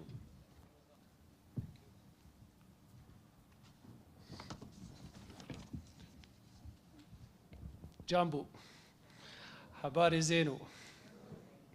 Your Excellency, the Deputy President, Cabinet Secretary of Labor, dear guests, good morning. It's my pleasure and opportunity to be here today, and I'm happy to attend this party. Your Excellency, As you know, there is good relationship between the state of Qatar and the Republic of Kenya. My goal now is to promote their relation. And I wish to do something good to this beautiful country. Excellency, at the moment, there is over 70,000 Kenyan working in Qatar. They do a good job, and they get all their rights. Most of them work at airport, Hamad Airport, in security company, hotels, and other places. Currently, I am working to recruit more Kenyans to work in Qatar. The Embassy of Qatar in Nairobi works closely and hand in hand with the Ministry of Labor in Kenya about this issue. Also, I am coordinating with the Ministry of Health in Doha to recruit nurses from Kenya. I wish good luck to Kenyan laborers who are going to work in Doha. Finally, please don't be afraid, because Qatar is beautiful and a country of law, and nobody is oppressed. Thank you. Thank you, Your Excellency.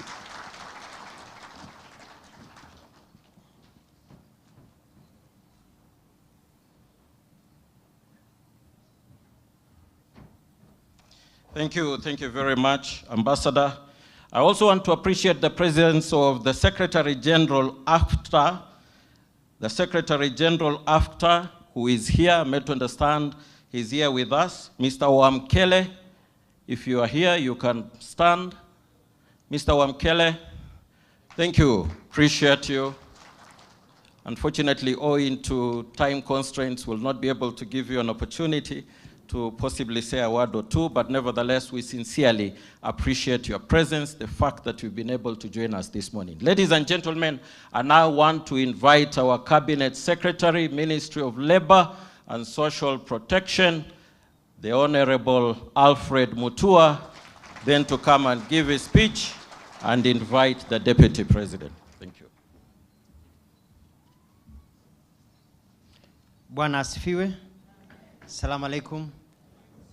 Your Excellency, Deputy President Kithure Kindiki, all the leaders that are here, His Excellency, the Ambassador of Qatar, the permanent principal secretaries, various officers, vijana walio hapa, ambao wengine weko tayari wamebeba mizigo ya kwenda safari hivi leo, na wasalimu. Your Excellency, you know my style, it's chap chap. So I only have 6 points in that formula. Point number 1, I want to thank you very much for agreeing to come to this function and to also to be able to flag off this group that is going to Qatar after a really public recruitment. I also want to thank His Excellency the President for his brilliant idea of labor mobility and the way he's been able to support and push this move, because it is essential for our economy.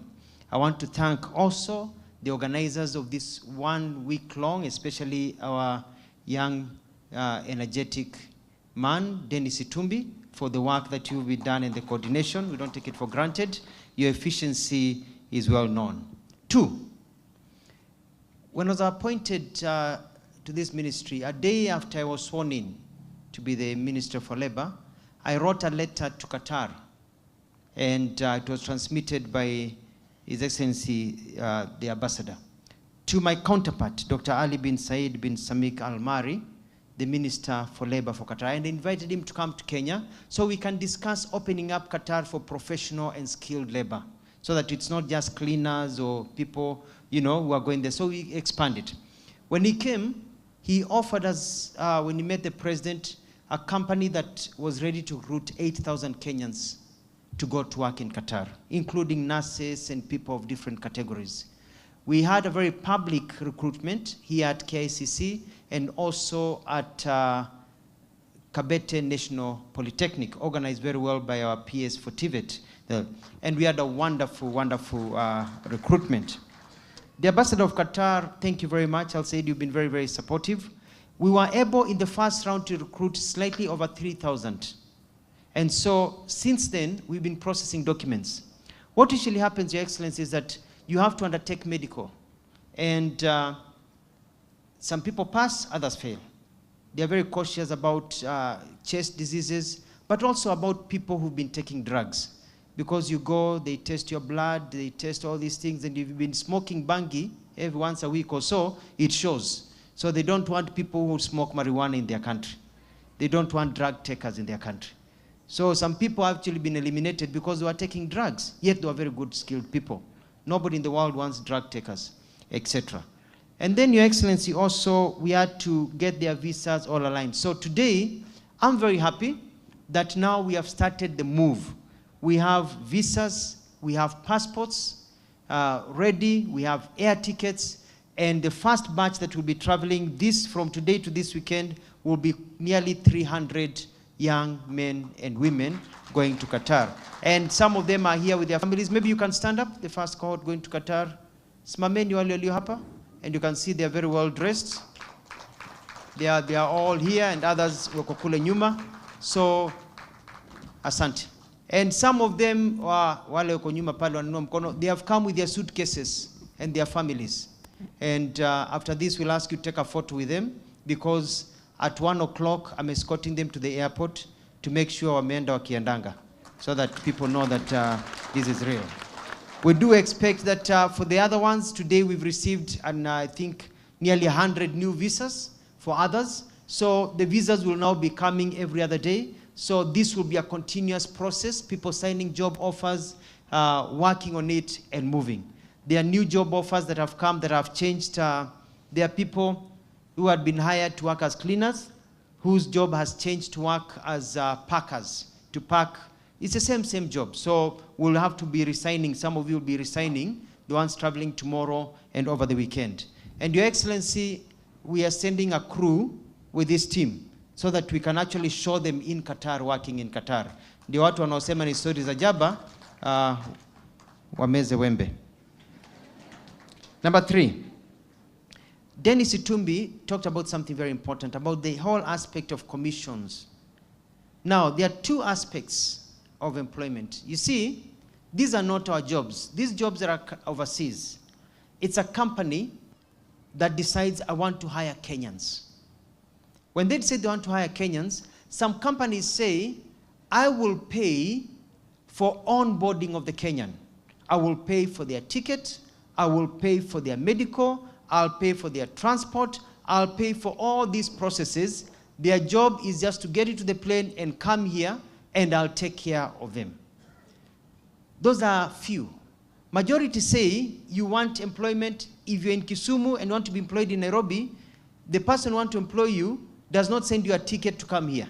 Unajilete, sindio? So in the same way they are saying, you come here. Now, Your Excellency, the government cannot recruit people. That is done through agencies that are recruited according to the law. So the recruitment agencies are the ones who know where to rush for medicals, where to do attestation of documents and all that. So these agencies are the ones now you work with to ensure that your documents are in order and to be able to travel. So when the agencies say this is the breakdown, they need to give you a breakdown of how much it costs you for your ticket, everything, plus a small agency fee for them to remain in office. So I hope you understand. So nobody, and this is very important, nobody is forcing you to go. Nobody is forcing you to pay. You make the choice. I went to Australia. They say they want nurses. They'll be paying them 500,000 shillings a month. But before you can become a nurse in Australia, before you go, they need you to do attestation, they need you to do exams. When you look at all those things plus the ticket of nearly $1,500, it comes to nearly 300,000 shillings just to go to Australia. The companies, they are not paying, but they say the job is here, get everything done and you come. So it's good for you to understand that there are some that provide everything, others don't provide everything, and it's there. My job as a minister is to make sure that you're not conned. If you've paid a deposit, and you fail your medicals, then you get back the remaining money that you need to get. You don't get conned, and you go back and you do your life. Maybe you change your mind after a while. You know, you find a beautiful girl, you decide, roho yangu, nyota yangu ni hii, sitaki kumwacha hapa, ataenda. So you will say, I'm not traveling. I want to get married. I've got another job in Kenya. It's okay. They cut the medical fee, they cut their fee that they use to process you, and they give you back the rest of the money. So nobody will be conned under my watch. Number 4, there are all types of jobs that are available, Your Excellency. The other day I went to see off a group of 42 that are going to the Bahamas. Chefs, waiters, very good salaries at the Bahamas. And so we've got all kinds of jobs that are available. We currently going on right now at the TVET here, Nairobi Technical, no, the other one here, near Pangani, Kamukunji. Right now, they are interviewing people who are riders. Mtu wa boda boda, unapata kazi, you become a rider in Dubai, dropping packages and everything, and you make 100,000 shillings a month. That is going on. There is going to be an activity in Kilifi for the same. This morning, I got an offer. Somebody said they have 7,000 jobs of technical work, plumbers, electricians, for Dubai. We'll be announcing that so that you give an opportunity to everybody. I will still go around the country, so I can go to every county, so people don't have to come to Nairobi to get jobs. We have some that will be in Nairobi because of ease and the speed, because the 7,000, they need them before the end of the year. We have to do them in a central place, but others will be going last. Your Excellency, as we hired these people, Qatar, in the list that they gave us, some of the people that were hired, 23 have been banned because they went to Qatar before and they broke the law. So whatever you do follows you. So those, they're actually drivers. We have now to tell them, sorry, you cannot travel. You're not wanted in Qatar. They just send us the list. The ambassador here organized with the ministry, and we just recruited 200 police officers for Qatar. And they are just doing their security check. By the end of this month, they'll be going to Qatar to work as police officers, making good money in Qatar. 5, as I get to the end. There's this talk about brain gain versus brain drain. When people leave the country and go overseas, they're not going to stay there. They'll come back. They're actually gaining skills. When you go to Germany, for example, or you go to England and you're working as a technician, you are gaining skills that we don't have in our country, or even better way of doing things. So when you come here, you are actually bringing better ideas that we have not seen before. How to do things better. If you go to Qatar, Qatar has very high standards, very first world country. You find that hii madhogodhani unaeka gypsum vibaya, vitu unaeka vibaya, autataki. You'll come back with discipline of how to do your things. The polytechnics, the TVETs are usually adjusting their curriculum to fit the international standard that has been required by Qatar, Saudi, and other nations. So we are actually gaining when people go overseas. And we have very many people out here.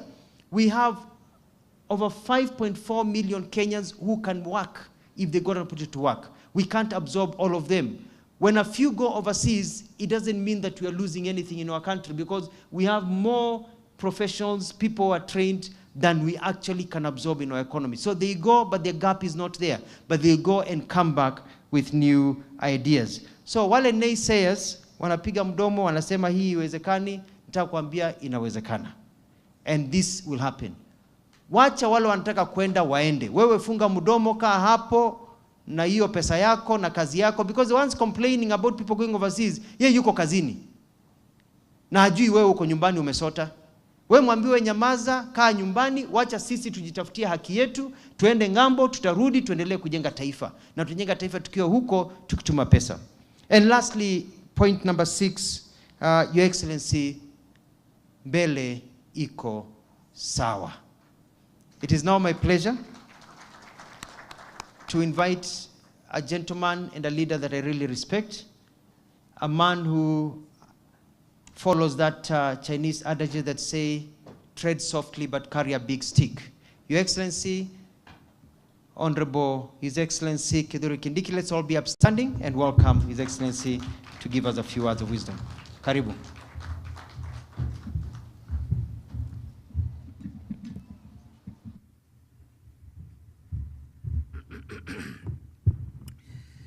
Good morning, and please be seated.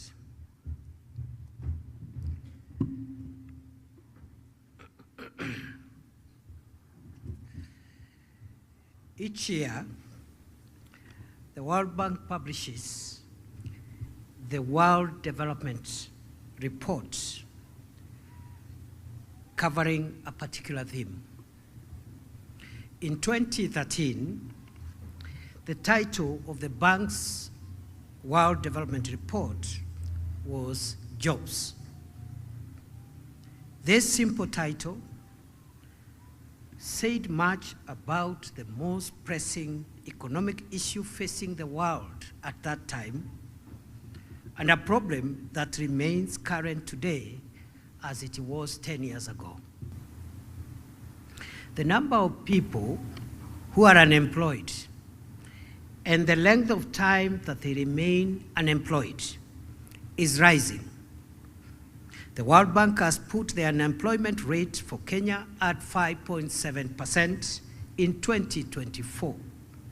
In view of these statistics, reducing unemployment is arguably the single most important economic objective of the present moment. As we conclude this inaugural Jamhuri National Job Fair 2024, I am grateful to all who came up with this theme and conceptualized the hosting of a national consultation on the question of employment and job creation. I want to pay great tribute to Minister for Labor, Dr. Alfred Mutua, the wonderful team of senior government officials, principal secretaries, Mwadime, Principal Secretary Roslyn Jogu, Principal Secretary Esther Moria, and all the heads of the various agencies of the government of Kenya. And in a particular way, I pay great tribute on this occasion to His Excellency, the Ambassador of Qatar to the Republic of Kenya, who have facilitated the outcome we celebrate today. Thank you very much. And I want all of you to know, and the teams that have worked with you, and all the partners, that what you're doing is not only historic, but goes a long way in solving the crisis of our time, not just in Kenya, but in the world. And that is to find opportunities for young people to earn a living, to work, and to build inclusive economies for our people. I want to appreciate the behind the scenes and the great strategic and operational support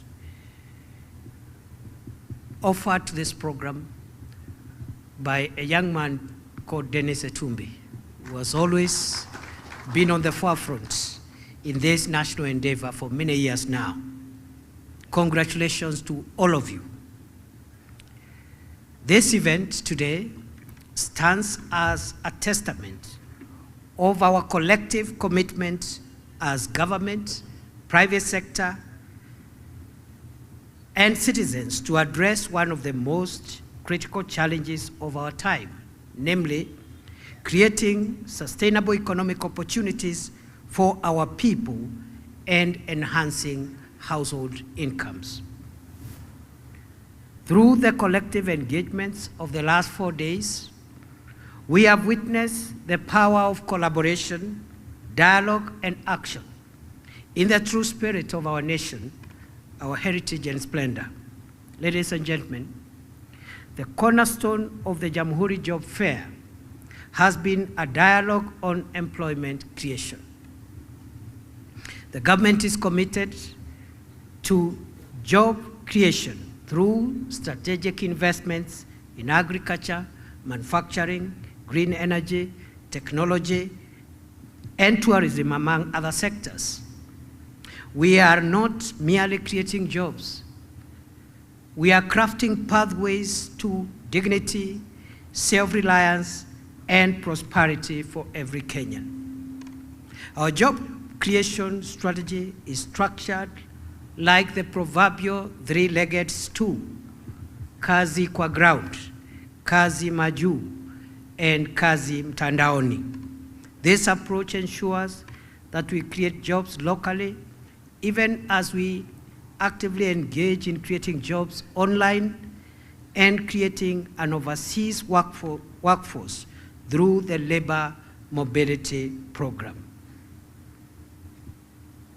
I would like to explain that the labor mobility program is one of the 3 strategic approaches to job creation that the government of Kenya is undertaking.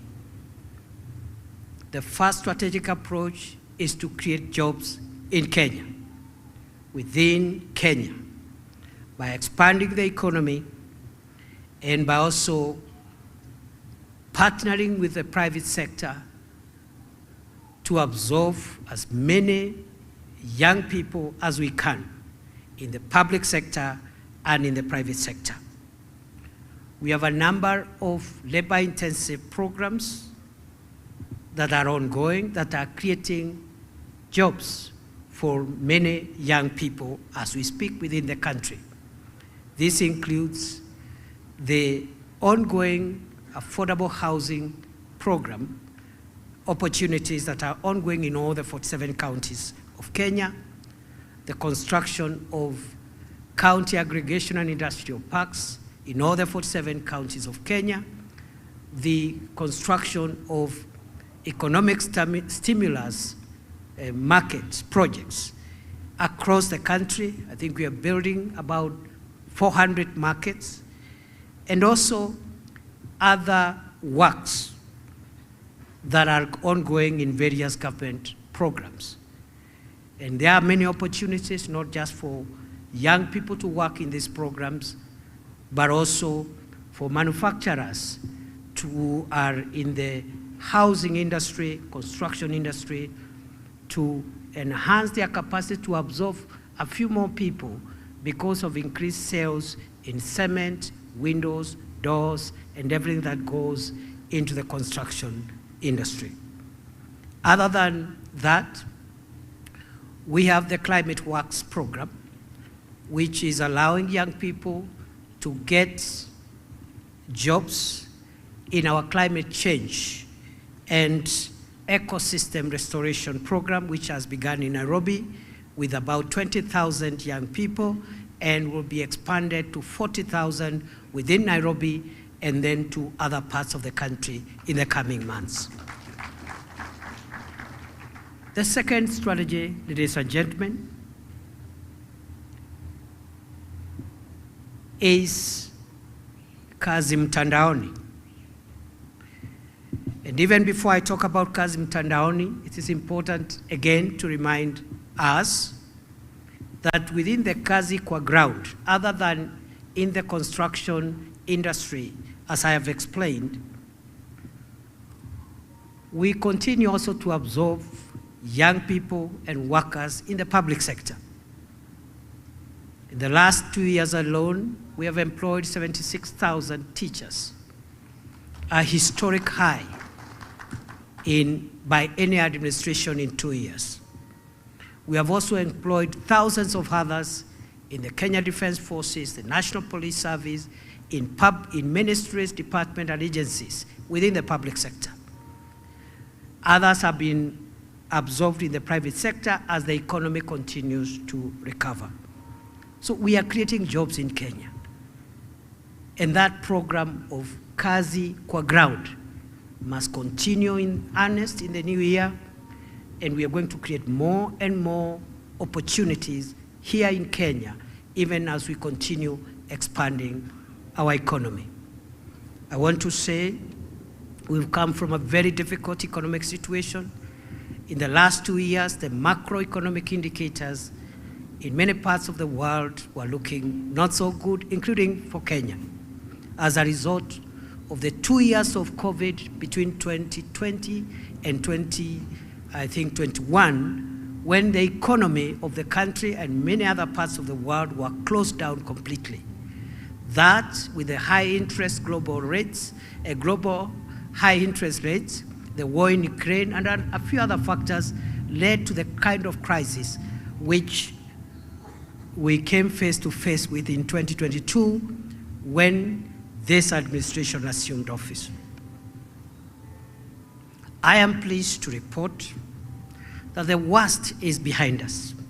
2 years down the line, by the grace of God and the hard work of this administration under the stewardship of President William Ruto, the macroeconomic situation has been brought into stability.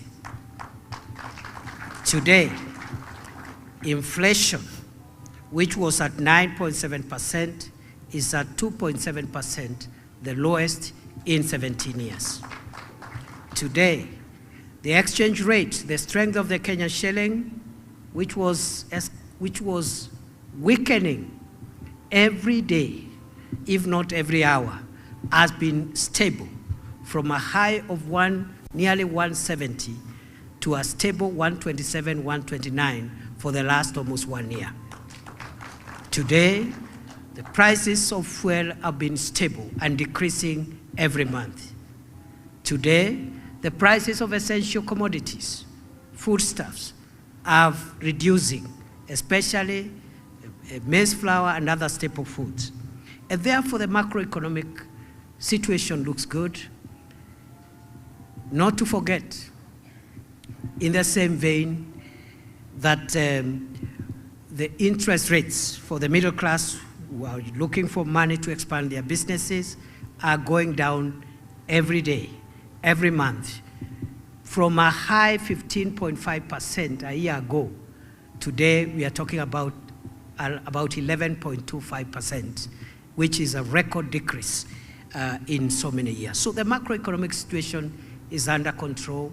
What remains in the months and days ahead is to strengthen the microeconomic situation in our country, to provide more jobs to our people and enhance incomes at household level.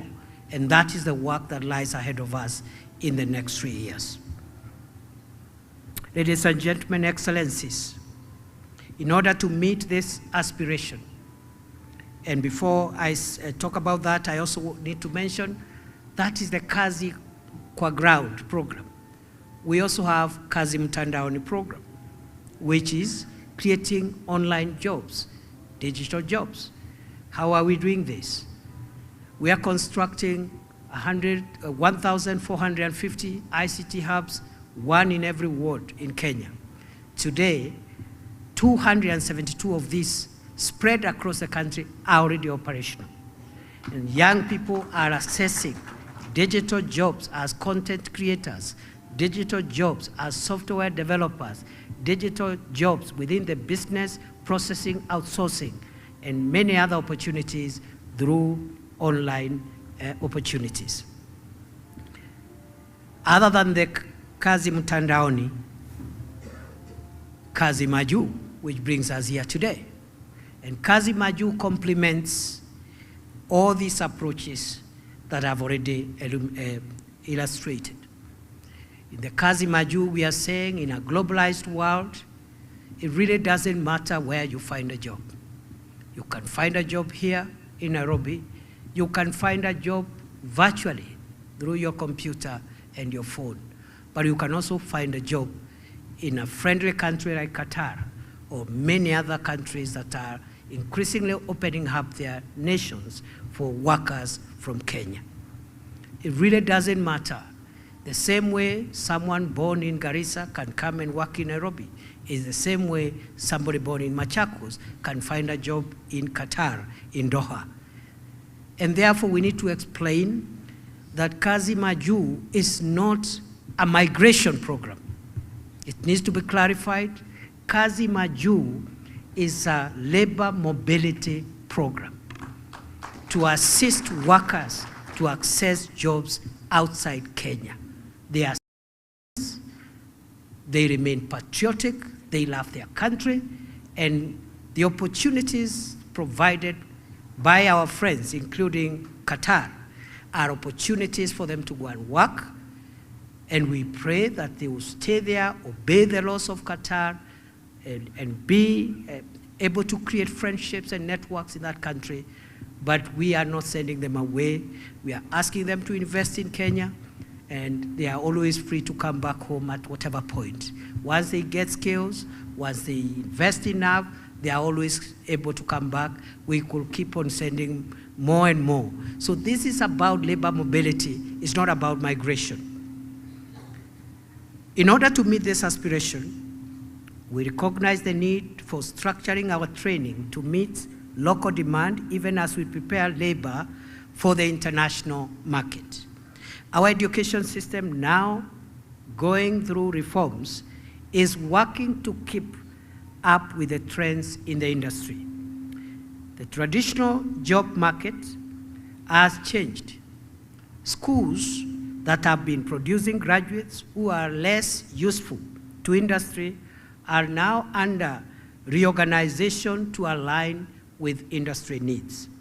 Educationists and industry stakeholders now have the opportunity to create strong partnerships to design a better balanced mix. It will now be possible to keep abreast with the latest technologies and trends so that we can increase the chances of youths finding opportunities. We are also laying emphasis on recognition of prior learning under the Recognition of Prior Learning Program.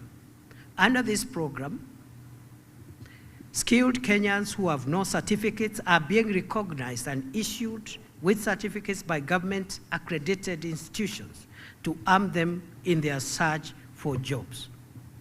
There are people who have prior learning as masons, carpenters, as plumbers, and we are working now with our TVET institutions and other training institutions to recognize some of these skills and accredit them based on global and internationally accepted standards in the industry. The government is focusing on vocational and technical education as a core strategic agenda. Through this approach, we are ensuring that our youth are not just employable, but thrive in an increasingly competitive global market. The success stories achieved so far in this space are living proof of what is possible when talent meets opportunity. So far, over 6,000 skilled workers have been certified under the Recognition of Prior Learning Program. 6,170 coxswains have been trained. 272 ICT hubs across Kenya have been set up to establish a platform for digital jobs, such as content creators and software development. Through industrial-based attachments, we have secured the training of farm hands and farm managers and built a strong constituency of certified masons, plumbers, and carpenters through the affordable housing program and other construction works. This initiative is a promise to every Kenyan worker that your government will stand by you, from equipping you with the right skills to protecting your rights wherever you go to provide labor in service to self and country. The future is bright. To the youth, the future is yours to shape. Take full advantage of the opportunities provided through the various initiatives I have illustrated, vocational training programs, and government-backed platforms. Your energy and innovation are Kenya's greatest assets. To the private sector, we urge you to intensify your engagement in job creation, especially in emerging sectors like technology, agribusiness, and the creative economy. Together, let us build ecosystems that nurture dreams and deliver results. The government of Kenya remains steadfast in its mission to foster an inclusive economy where every citizen has the opportunity to contribute and succeed. I thank you all for your active participation, innovative ideas, and unwavering commitment to this shared journey. As we leave this fair, let us carry forward the vision of a Kenya where every young person has a chance to thrive, where businesses flourish, and where our creative industries shine brightly on the global stage. Together, let us continue building a Kenya that works for all. Mabibi na mabwana, nimefurahi kufika hapa siku ya leo. Siku ya leo tunasherekea vijana wetu ambao wataanza kusafiri kutoka nchini kwenda mji wa Doha kule Qatar. Kutoka leo mpaka wikendi hii, vijana 300 wa kwanza wataanza safari zao kuelekea Doha kupitia mswada wa nchi rafiki ya Kenya ya Qatar, ambayo imefungua taifa lao kwa wafanyakazi kutoka nchi yetu ya Kenya. Tunashukuru sana na tunasema hii ni njia moja ya njia 3 ambazo serikali inatumia kupatia vijana wetu ajira na kupatia watu wa Kenya matumaini ya kiuchumi, ili nchi yetu iwe nchi sawa na nchi ambao wale ambao hawana kazi ni wachache, na ikiwezekana kila mtu katika taifa letu awe na ajira. Njia ya kwanza ni kuhakikisha kwamba tunabuni nafasi za kazi hapa nchini kupitia wale ambao tunaendelea kuajiri katika idara ya umma ama sekta ya umma, wafanyikazi kama wafanyikazi wa umma, kama polisi, wanajeshi na wafanyikazi wa wizara mbalimbali katika taifa letu la Kenya na katika magatuzi yetu. Lakini vile vile kuna wale wanapata kazi katika sekta ya kibinafsi, na tunapongeza sekta ya kibinafsi na tunaahidi sekta ya kibinafsi ya kwamba tutaendelea kupanua uchumi wetu ili mpate biashara zenu zikue, muweze kuajiri Wakenya zaidi katika biashara zenu. Kwa hivyo tunaendelea kubuni nafasi hapa nchini, lakini vile vile tunaendelea kubuni nafasi katika mitandao, nafasi za kazi. Vijana wengi siku ya leo, sio Kenya pekee, kote duniani wanafanya kazi za kimitandao, na ndiposa tunajenga vituo 1450 katika Jamhuri ya Kenya. Kati ya hiyo idadi, vituo 272 viko tayari na vinatumika, na vijana wengi wameanza kupata kazi za kimitandao. Sehemu ya 3 na ya mwisho katika pembe 3 za serikali hii za kubuni nafasi za kazi ni kupeleka Wakenya wale wanataka na wanapata nafasi katika nchi ambazo ni rafiki na nchi ya Kenya, waende pale wafanye kazi, wapate hela. Hiyo hela wasaidie jamii zao, wawekeze katika nchi yetu, na wakipata hela ya kutosha ama wakipata ujuzi wa kutosha, wako na uhuru kurudi nyumbani. Kwa hivyo sisi hawa vijana wetu hatuwafukuzi Kenya, ni kazi tu wameenda. Kama vile mtu anaweza kuwa ametoka Garissa apate kazi Nairobi, lakini yeye kwao nyumbani ni Garissa. Kama vile tunasema siku ya leo, vijana ambao wamepata kazi, bado nyinyi ni wa Kenya, lakini tumewapatia kazi pale na ni masaa 4-5 tu kama unataka kurudi Kenya. This is your country, you are always welcome. We want also, tunataka pia kusema ya kwamba tuna mpango wa kutambua vipawa vya wale ambao ni wafanyakazi hawakufanikiwa kwenda shule, lakini wako na ujuzi. Wengi wao wako katika sekta ya jua kali, wanajua umekaniki, wanajua kazi ya mambo ya shamba, wanajua udreva, wanajua mambo mengi, wana ujuzi lakini hawana cheti. Tuko na mpango wa kuwapatia hao vyeti ili pia wapate nafasi ya kazi. Kwa hivyo siku ya leo mimi nafurahi sana.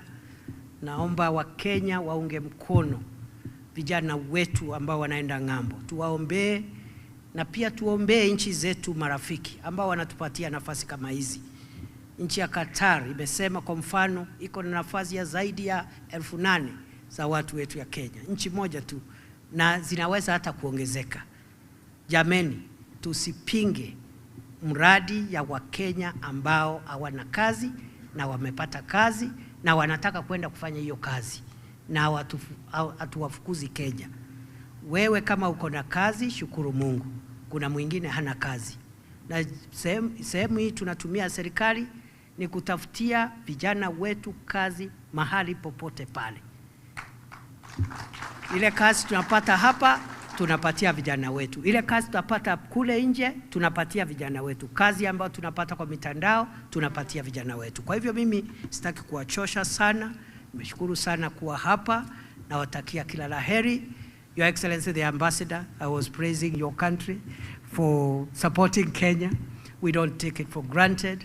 And this is what friendly relations is all about. It's about action, not talk. It's about practical results. We really appreciate you. Kenyans are very good workers. They are hardworking, law-abiding, well-skilled. They will serve your country well. They will stay well. They will abide by the laws of your country.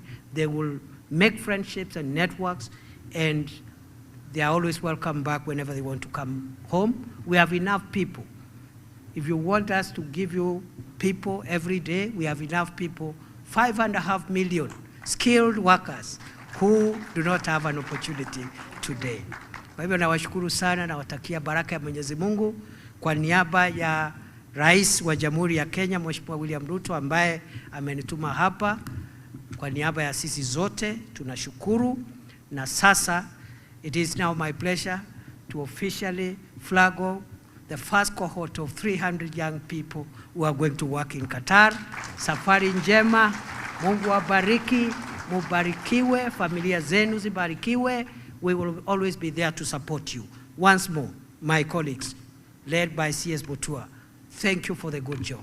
Thank you for the partnerships, the friendships, you're going out of your way to make sure that this program works. And at the risk of repeating myself, this is the most consequential program that the government can do to its people. Finding opportunities for young people. You don't know how many families are touched by this event today. You have no idea. So I'm not worried about people are criticizing, and I'm wondering why a Kenyan should criticize a fellow Kenyan who has got a job. So I wish you well, and God bless you. Asante sana. God bless you and keep you.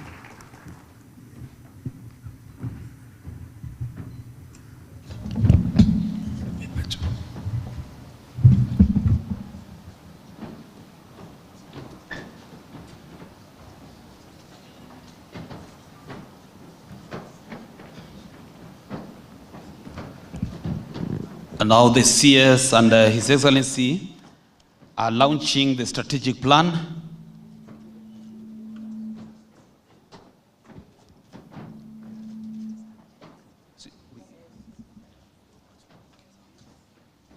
So the first strategy is the National Strategy on Skills Development for National Mobility.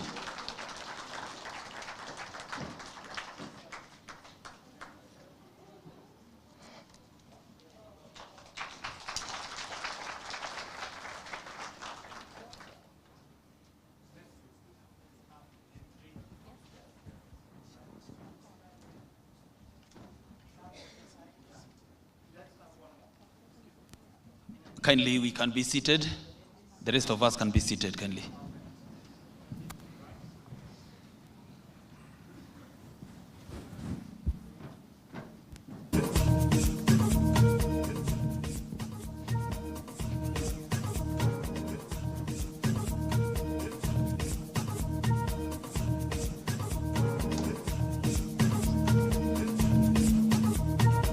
The second strategy, Your Excellency, is the global labor market strategy that will be projected on the screen. This is a strategy that we developed with my counterpart, the PS diaspora, to guide us as to the markets where where opportunities, job opportunities are available in the international labor market. So if it can be projected on the screen, please.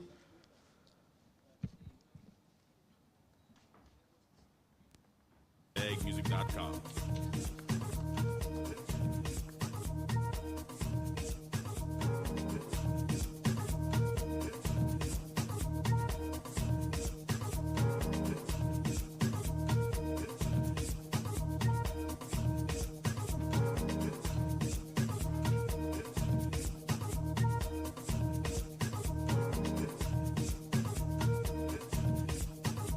I now call the organizing committee to join His Excellency for a group photo. The organizing committee, kindly.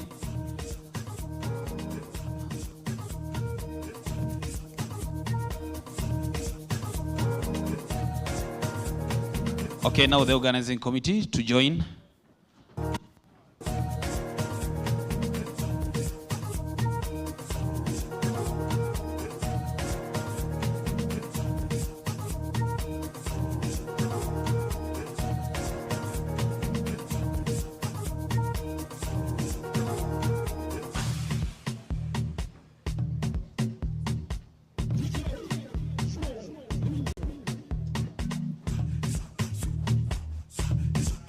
Music.com.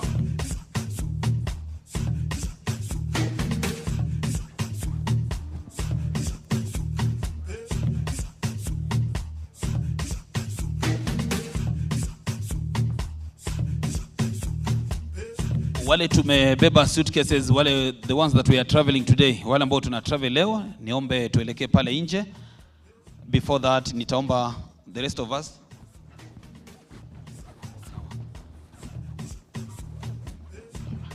Your Excellency, if you can hold on to allow those who are now migrating to Qatar, kama mnaweza kuamka tafadhali ili mwelekee pande ya nje, tafadhali. Chukua mfuko wenyu tuelekee nje ili the Deputy President achukue picha pamoja na nyinyi. Kindly, let's make our way out. Tafadhali amkeni. With the parents also, the parents too, if you can join us outside so that we take a photograph together. Tafadhali amkeni tuende chap chap chap chap, nyinyi ni vijana wa haraka haraka tafadhali.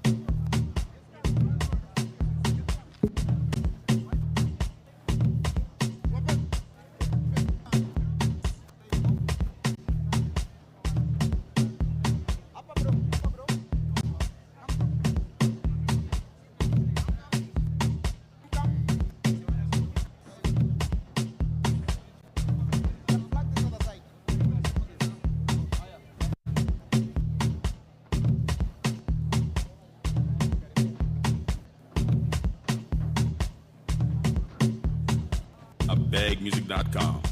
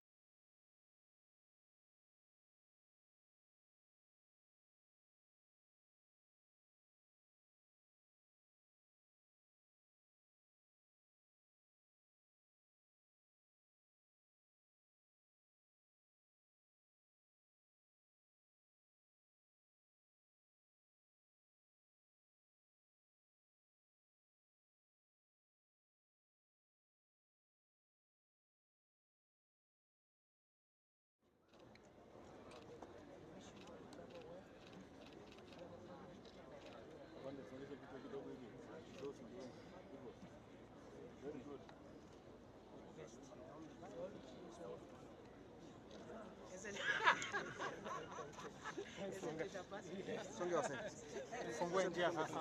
Fungue njia.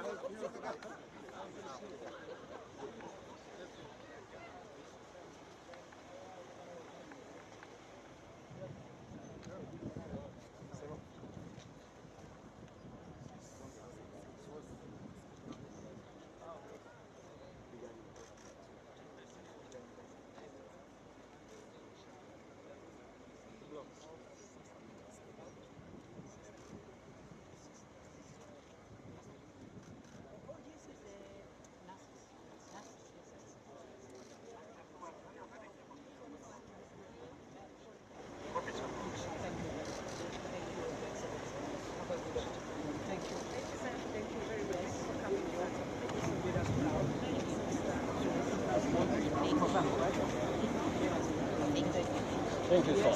Really appreciate it, sir. Thank you, sir.